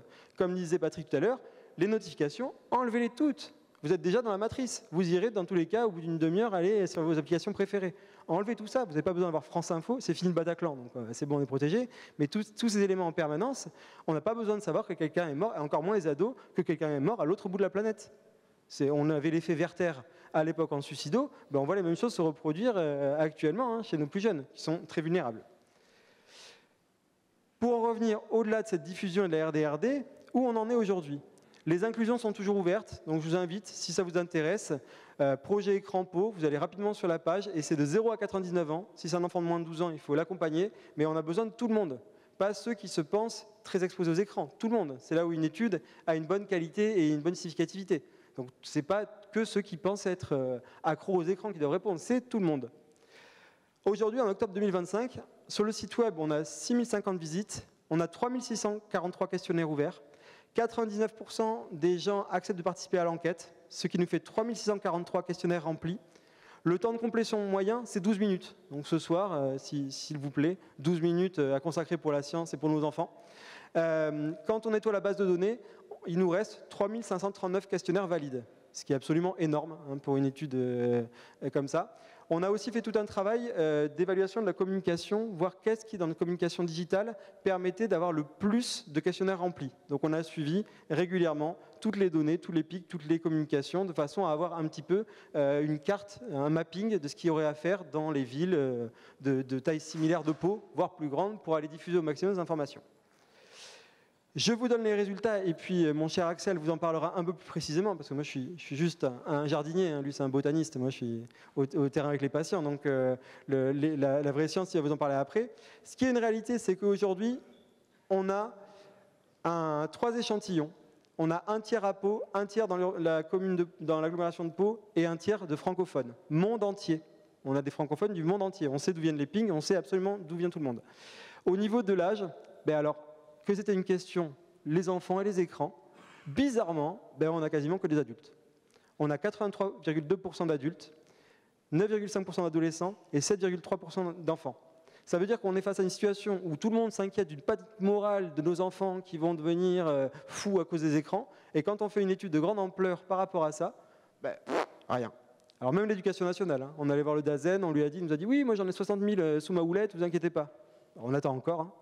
Alors bizarrement, vu que l'éducation nationale propose Parcoursup, Pronote, de prendre les photos sur les écrans, tout ça, je ne sais pas s'ils vont revenir en arrière comme nos collègues suédois. Quand on regarde le temps, l'usage des écrans quotidien, on s'aperçoit que le smartphone est utilisé à 98% chez les adultes, à 90% chez les ados, et quasiment à 30% chez les enfants. Donc 0-12 ans, 12-18, 18-99 ans. Donc on a un hyper-usage, tu parlais de Elf, mais maintenant on a Enbase, qui a été la suite de Enabi et de Elf, où on a les taux d'usage des écrans augmentent d'année en année, mais c'est énorme. C'est les enfants de 3 ans, les enfants de 5 ans passeraient 3 à 4 heures par jour. Les adolescents de 12 ans, c'est 4 à 5 heures. Là-dedans, on compte l'usage numérique à l'école, plus l'usage à la maison, tout ça. C'est le calcul qu'on faisait au début. Si on regarde qui passe plus de 5 heures par jour sur les écrans, les baleines, comme on les appelle, mais pour le téléphone, on a quand même 12,7% de la population paloise. Et grosse problématique dont on s'est aperçu, alors on va travailler ça avec la médecine du travail, les maladies professionnelles, c'est que les adultes, plus de 5 heures par jour, c'est sur les écrans, sur l'ordinateur, pour faire du Excel, pour faire du Octime, pour faire tout ça. Le problème là-dedans, c'est que si vous passez 5 heures par jour sur votre ordinateur et qu'en plus vous êtes sur Messenger ou sur WhatsApp en même temps à répondre à votre compagne, vous faites du multi-écran et vous augmentez l'exposition. Quand on regarde chez les adolescents, on se retrouve quand même avec 10% des adolescents qui ont plus de 5 heures par jour de smartphone. Et chez les enfants, on se dit que le biais de déclaration est assez important. Quand on regarde une autre question qui est apparue sur ces 5 dernières années, le multi-écran. C'est-à-dire quand on regarde, nous, on regarde la télé, on est sur le smartphone. Les adolescents, ils sont ensemble, ils ont Snapchat, Discord, ils sont en train de streamer, de machin. Il y a 12 écrans, il y a 12 canaux ouverts. Le multi-écran, le multitasking, et je vous rappelle que nos parents nous ont toujours dit, quand on fait une chose, on en fait une seule.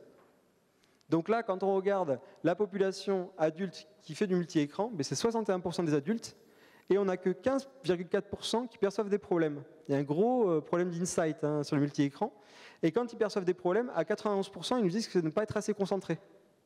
Globalement, il y a une logique qui se perd un petit peu. Donc on voit quand même que le multi-écran aussi, quelque chose qui devrait sembler incohérent dans notre pratique de tous les jours, est quelque chose du quotidien, une habitude qui est passée comme ça nous semble tout à fait banal. Dans les résultats qui sont importants, c'est la prévalence des critères. On se retrouve dans la population, Axel va vous en reparler, des résultats préliminaires, on se retrouve quand même avec 17,3% de la population qui a au moins un critère d'addiction. 20,5% de la population qui a au moins 2 critères. Donc on serait déjà dans l'addiction légère, si on compte les 11 critères du DSM. Donc et puis ça augmente. Si on arrive au bout, ça fait quand même beaucoup de gens avec addiction. On se retrouve avec des critères. Le critère le plus important, qu'on retrouve le plus, c'est que les gens passent trop de temps, beaucoup plus de temps que prévu, avec ce doom scrolling, si tu parlais du flow, le fait d'être capté, d'être perdu là-dedans, avec aussi cet impact cognitif. Quand vous avez passé une demi-heure à scroller sur Instagram pour aller faire votre équation du second degré ou votre théorie des fluides, c'est un peu plus compliqué, on le voit. Et puis, tu parlais des sportifs aussi, on a vu la diminution chez les sportifs de haut niveau, de la capacité à avoir des gestes précis.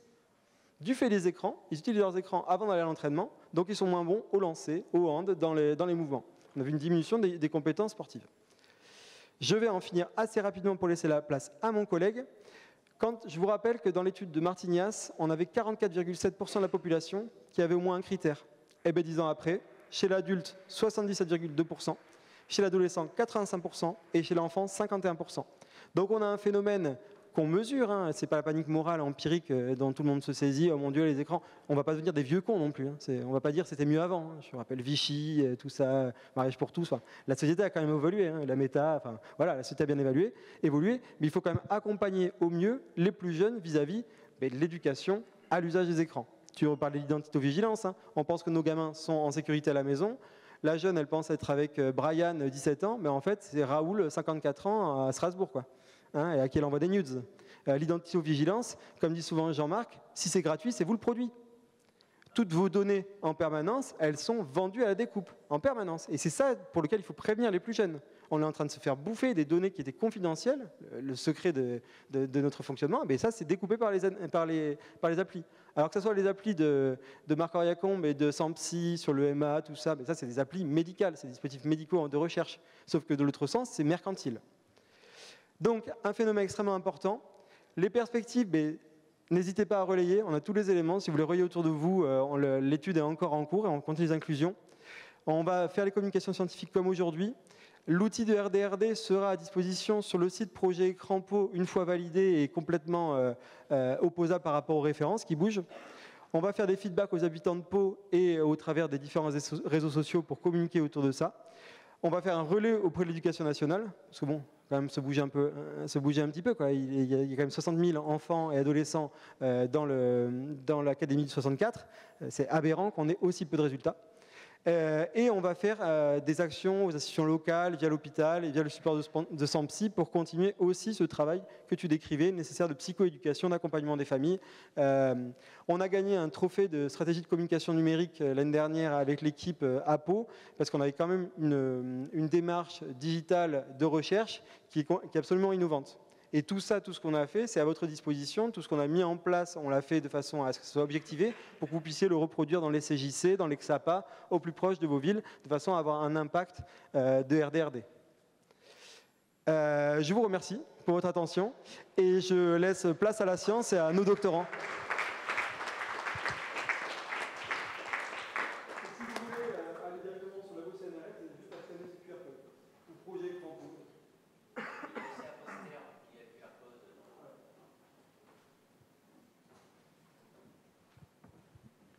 Est-ce que vous avez des questions?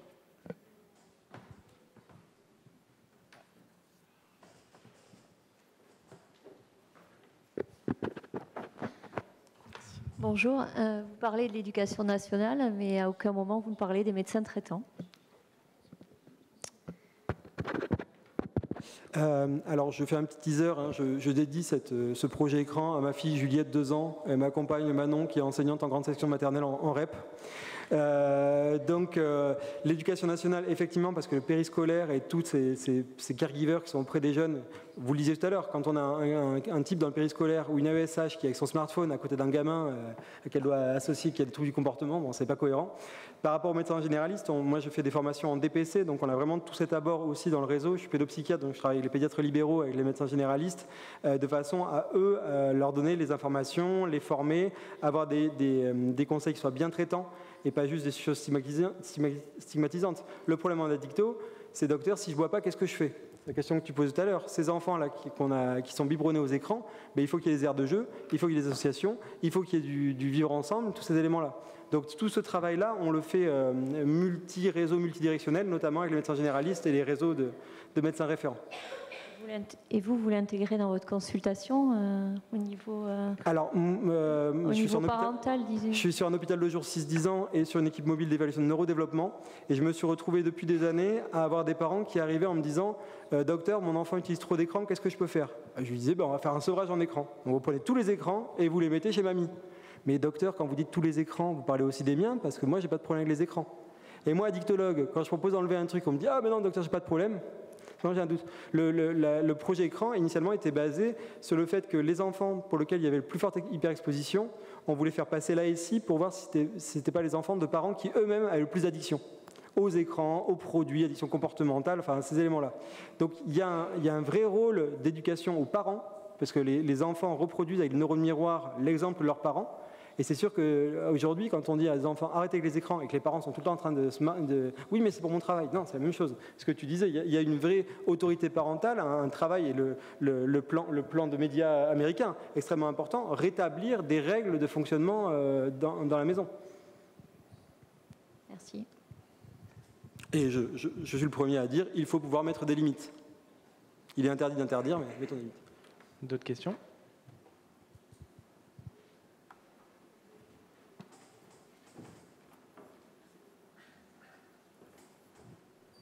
Ok. Bonjour à tous, moi c'est Axel Alache, je suis doctorant en 2e année à l'Université de Bordeaux. Donc, je fais un doctorat en neurosciences et ma directrice de thèse c'est Fu Chasser et je suis au laboratoire SAMPSI. Et aujourd'hui on va parler du trouble de l'usage des écrans avec une petite exploration diagnostique. Donc je vais passer assez vite, mais on va faire un petit rappel sur l'addiction que tout le monde sait. Donc c'est un trouble de l'usage qui touche une certaine personne et ces personnes vont développer un usage compulsif qui provoquera des conséquences négatives sur leur vie, qui poussera ces personnes à arrêter. Et on estime qu'il y aurait un taux de rechute d'environ 40 à 90%. Et le craving, qui est défini comme un désir intense, persistant et involontaire de consommer, serait moteur de cette rechute et jouerait un rôle clé dans l'addiction. Dans les addictions comportementales, actuellement, il y en a 2 qui sont reconnues, c'est le jeu de hasard et d'argent et le jeu vidéo en ligne, donc dans le DSM-5 ainsi que dans la CIM-11, même si le jeu vidéo en ligne est dans la section 3 du DSM-5.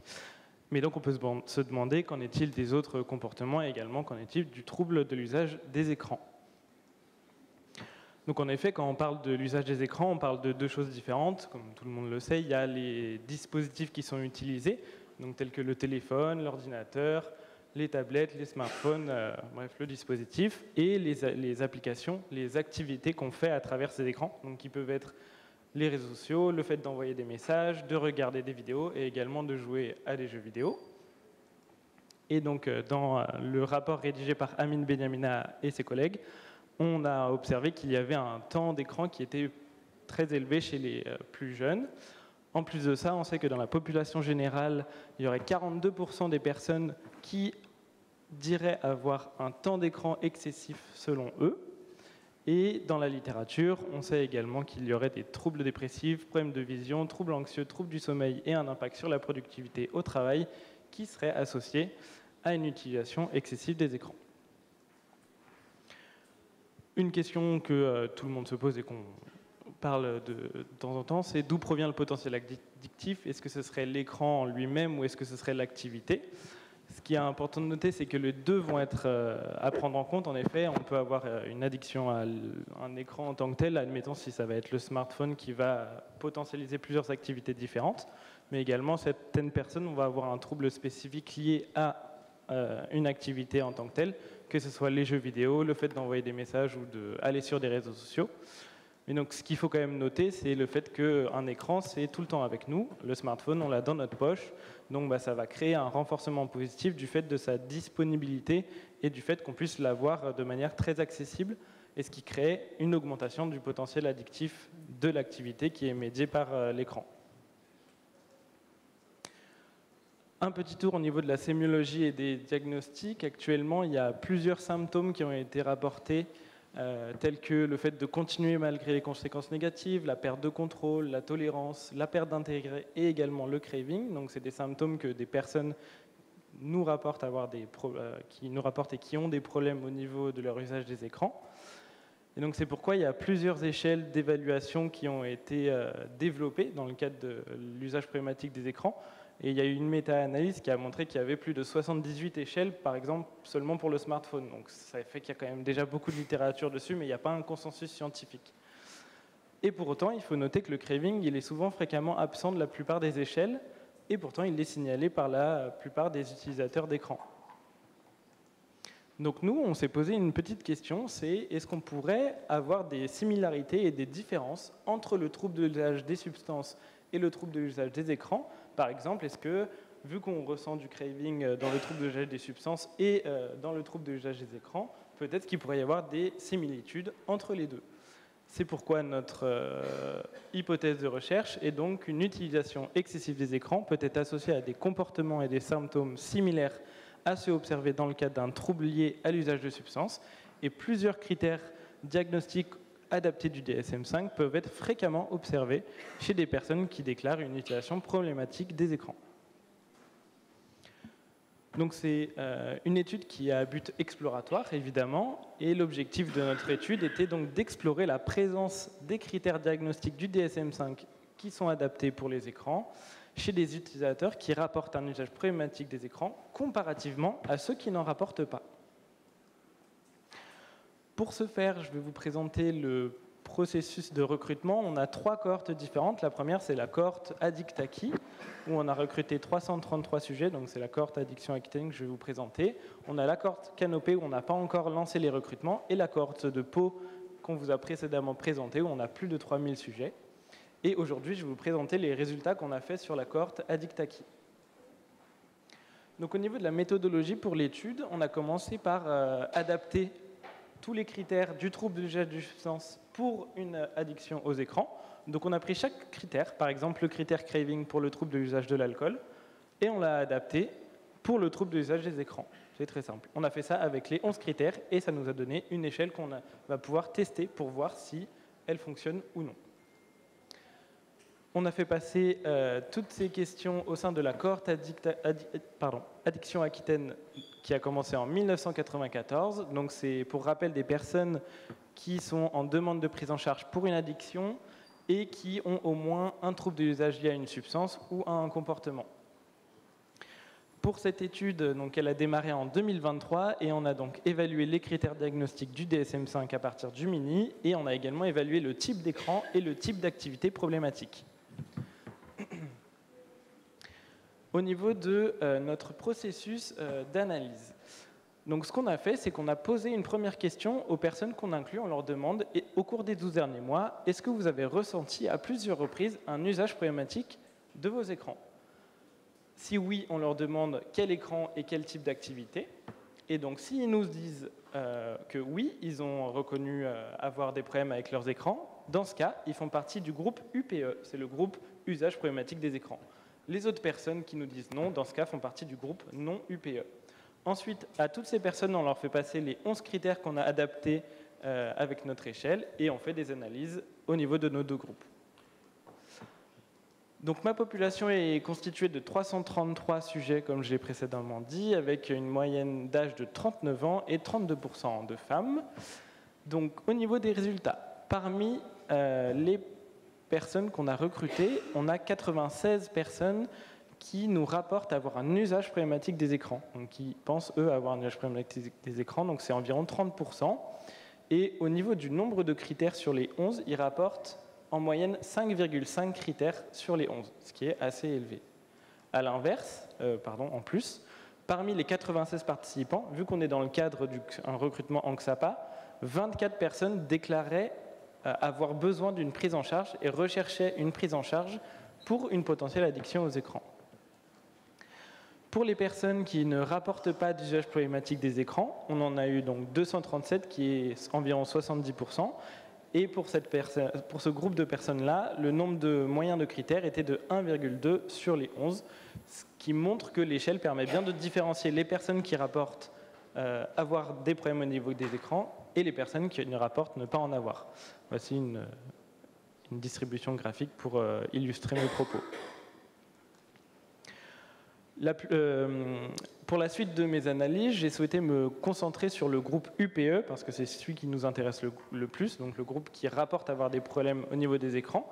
Et on a voulu observer la fréquence d'apparition des critères, comme mon collègue l'a fait précédemment, et donc cette fois-ci sur les personnes qui rapportent un usage problématique des écrans.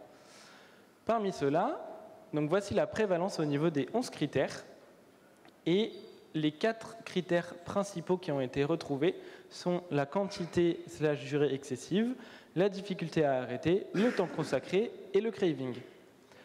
Ces 4 critères, ils traduisent une perte de contrôle et c'est généralement la composante centrale qu'on retrouve dans toutes les addictions et dans les addictions aux substances. Voici également un graphique qui représente les principales activités problématiques liées aux écrans dans le groupe UPE qui ont été représentés, à savoir qu'ils devaient choisir une activité. On leur demandait, selon vous, si jamais ils nous rapportent avoir un usage problématique des écrans, on leur demande, d'accord, et donc pour vous, quelle serait l'activité la plus problématique? Ils ne pouvaient pas sélectionner plusieurs activités. Et donc le groupe majoritaire est social media avec 58% des personnes. Ensuite, on a également voulu observer la fréquence des critères au niveau de l'apparition selon le type d'activité. Pourquoi? Parce qu'on voulait observer si l'activité en tant que telle allait modifier notre distribution d'apparition des critères. On a pris donc nos 3 groupes majoritaires qui sont réseaux sociaux, visionnage de séries et de vidéos et vidéo game. Et donc ce qu'on retrouve, c'est qu'on retrouve les 4 mêmes critères de la perte de contrôle, à savoir largement de longueur, difficulty to quit, time spent et craving, en prévalence plus importante par rapport aux autres critères. On peut tout de même noter que par exemple pour le craving, ce dernier est plus fréquent chez les joueurs de jeux vidéo. C'est une différence qu'on a observée dans nos données. Et donc ces résultats, ils suggèrent que les critères de perte de contrôle constituent un marqueur transversal de l'usage problématique des écrans, quelle qu'en soit l'activité. Donc pour aller plus loin, comme je vous ai dit, là on a fait les analyses que sur la cohorte Addictaki et on a une très grosse cohorte qui a été recrutée à Pau et on va commencer une cohorte à Canopé avec l'application Canopé et peut-être M. Lacombe vous l'a présenté. Et on va réaliser différents types d'analyses qui sont les analyses IRT et analyses en réseau de symptômes. Pour faire simple, les analyses IRT, ça permet en gros de vérifier que notre set de critères, les 11 critères, mesure bien un trait latent, à savoir que ça mesure bien l'addiction et dans ce cas-là, l'usage problématique des écrans. Ça permettra également de montrer quelle est la place de critères au sein des autres critères, voir en gros par exemple quel va être le critère qui arrive le plus tôt au niveau du trouble ou lequel sera présent le plus tard en termes de sévérité. Les deuxièmes analyses qu'on va faire sont les analyses en réseau de symptômes et elles sont réalisées avec le Dr Gall et cette fois-ci, pour les analyses en réseau de symptômes, le but c'est de créer un réseau qui est composé de nœuds et de ponts. Les nœuds, comme on peut voir sur le petit graphique, c'est le petit rond et qui vont représenter tous les symptômes, donc les 11 symptômes. Et les ponts vont représenter les interactions entre les symptômes. Donc le but, c'est d'examiner à quel point certains critères peuvent être plus centraux que d'autres. Et donc, dans notre cas, d'examiner la centralité du craving. Pourquoi est-ce qu'on veut faire ces types d'analyses ? C'est très simple, ces analyses, elles ont déjà été réalisées par notre laboratoire dans le cadre de troubles de l'usage de substances. Et donc, le but, c'est de pouvoir comparer les résultats obtenus dans les études du trouble de l'usage de substances avec nos résultats sur les troubles de l'usage des écrans. On pourra voir si on retrouve la même distribution ou une distribution différente. Nous, on fait l'hypothèse que le craving, il jouera également un rôle central dans les addictions aux écrans et ça suggérera sa place importante parmi les 11 critères diagnostiques. En plus de ça, ça permettra également de soutenir le rôle transdiagnostique du craving à travers le trouble d'usage des substances et le trouble d'usage des écrans. Et également, ça permettrait d'appuyer un lien entre les addictions aux substances et potentiellement les addictions comportementales. Et je vous remercie pour votre attention.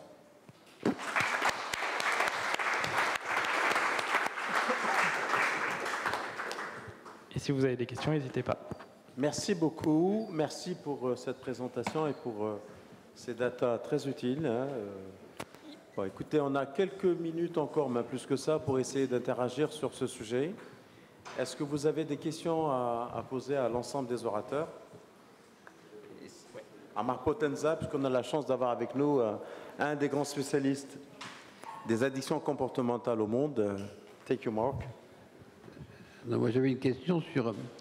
Vous faites une globalité de l'utilisation des écrans, mais est-ce qu'il n'y a pas une distinction à faire entre l'utilisation d'un écran, par exemple, pour travailler, sur lequel on fait une réflexion sur ce qu'on est en train de faire, etc., et un usage essentiellement récréatif ou en tout cas informationnel sans réflexion importante de l'utilisation des écrans? Est-ce qu'il ne faut pas séparer les deux?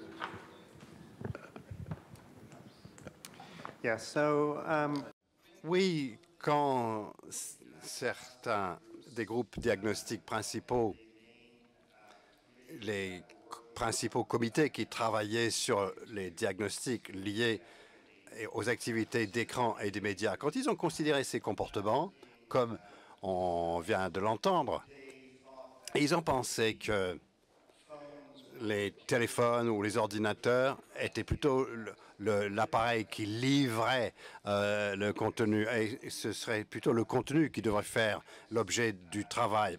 Donc à l'époque du DSM-5, le groupe de travail sur les troubles d'usage des substances pensait que c'était problématique d'utiliser tout cela pour le jeu en ligne.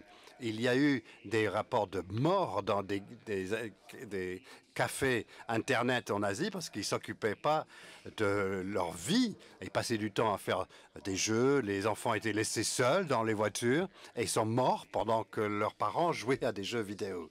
Donc cela est devenu le focus de cette condition. Et comme on vient de l'entendre, ça a été inclus dans la section 3 comme critère de recherche, une condition de recherche plutôt que dans la section 2, les conditions cliniques.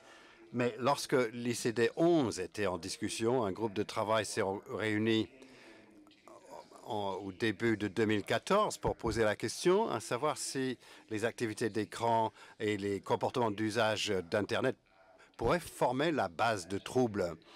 Et là aussi, il a été décidé de se concentrer sur les comportements. Et quand on regarde même au sein des comportements, pour revenir par exemple au travail plutôt que les loisirs par exemple, ou ce qui n'est pas le travail, on peut penser à différents types de réseaux sociaux. Comment définir les réseaux sociaux? Parce que les gens sont engagés dans des textes différents. C'est une façon d'avoir des contacts sociaux, par exemple. Donc les frontières de ce qui constitue des réseaux sociaux, ce qui constitue le jeu en ligne, etc. Tout cela est devenu assez flou avec le temps.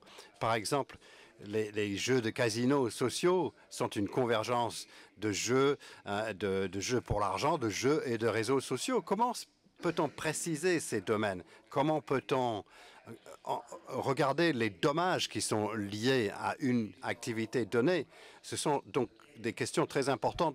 Donc, adoptant les approches comme le IRT ou les analyses de réseau nous aident à étudier ces données et d'autres ensembles de données de sorte qu'on puisse mieux définir les groupes qui sont affectés et définir les comportements qui occasionnent le plus de problèmes et trouvent les interventions les plus efficaces. Mais les choses bougent très rapidement avec le développement des technologies numériques, y compris avec l'IA.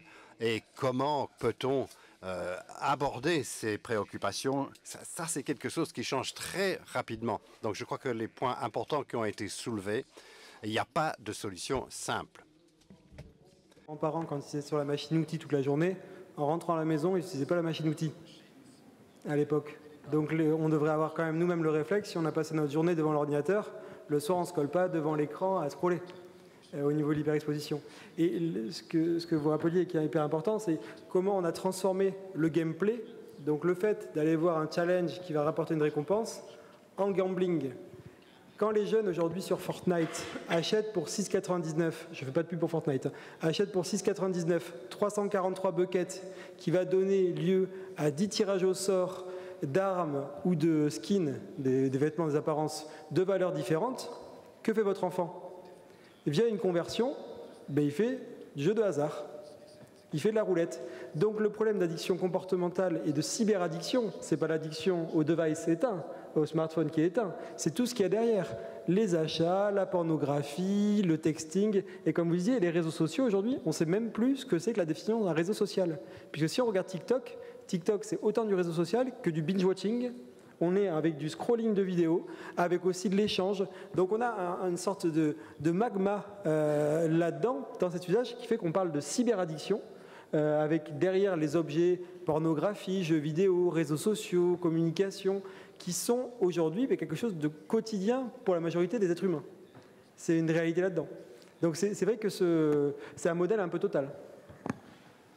Merci. Peut-être un élément sur lequel je pense qu'on va tous entendre. Il y a plusieurs types d'influenceurs. On a les influenceurs un peu classiques qui viennent vendre soit leur charme, soit leurs habitudes, qui font écho sur notre façon d'être. Mais maintenant, on peut trouver des influenceurs de tous ordres. On a même des influenceurs sur la lecture. Vous savez, le nombre de lecteurs qui incitent à des lectures et qui nous incitent finalement, qui nous mâchent les bons livres à lire. Moi, je suis pas le seul, des influenceurs sur les recettes de cuisine. Alors c'est marrant parce que vous avez maintenant des mix d'influences. Vous avez des influenceuses qui font des recettes de cuisine en étant à moitié nues. Alors vous ne savez pas si c'est la cuisine qui vous intéresse ou bien la cuisinière. Non mais je prends cet exemple qui est trivial, mais qui explique très clairement que finalement, comme disait très clairement Marc Potenza, il n'y a plus de frontières. Il y a un outil qui s'est développé de manière vertigineuse et il y a une population captive et il y a aussi une forme d'accélération de l'offre qui finalement, tous ces éléments répondent au processus addictif en quelque sorte. Et ce qui est important aussi par rapport à l'exposition des mineurs, on voit avec Gaza ce qui s'est passé il y a un an, on s'est retrouvé avec des gamins qui à 2 clics se retrouvaient face à des scènes de viol, des scènes de torture d'enfants brûlés et où on avait la campagne du CSA, si tu as vu quelque chose de dérangeant, parle-en à tes parents.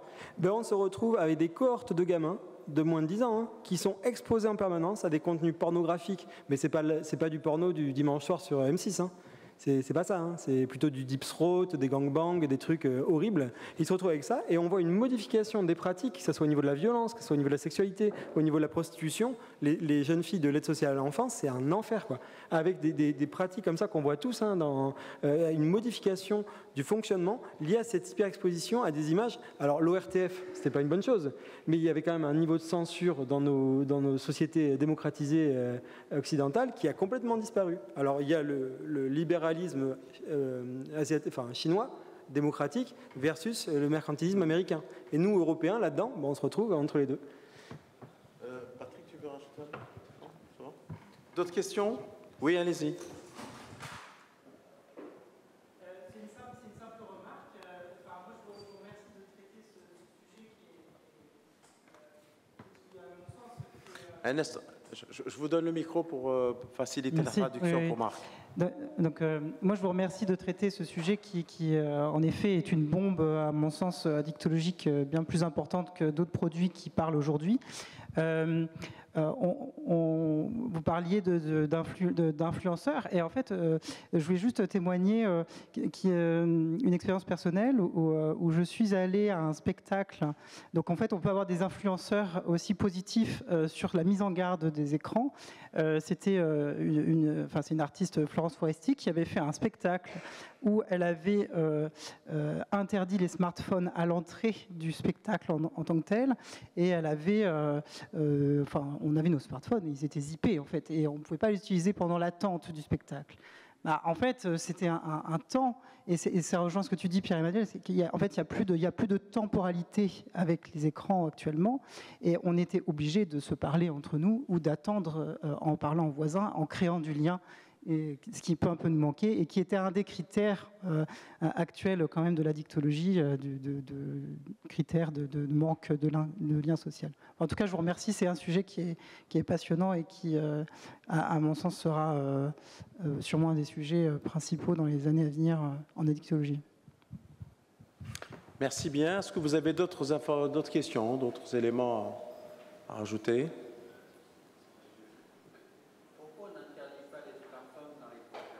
Il est interdit d'interdire. Je reviens à mai 68.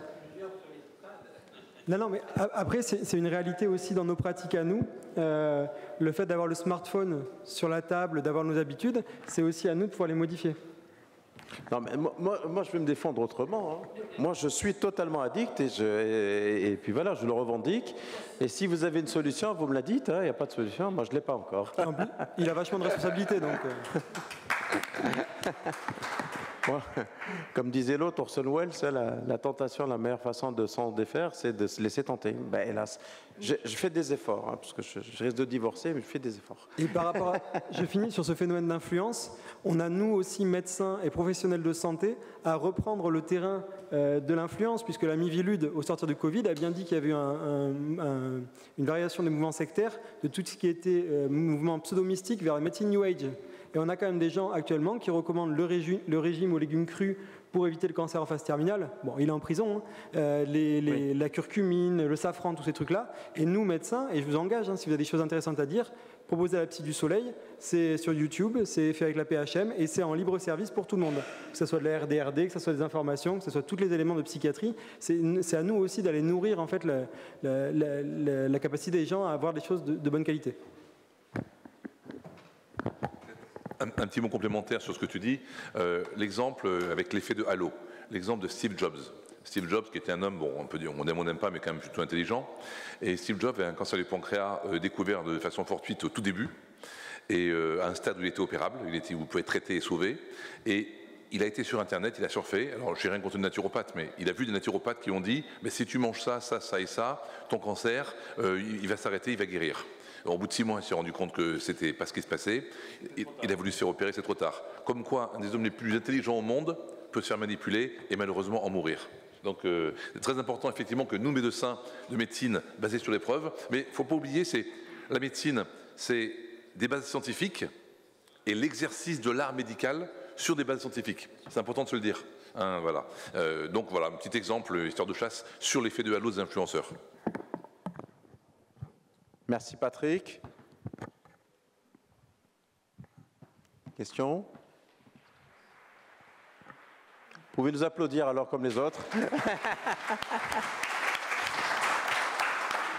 Merci beaucoup.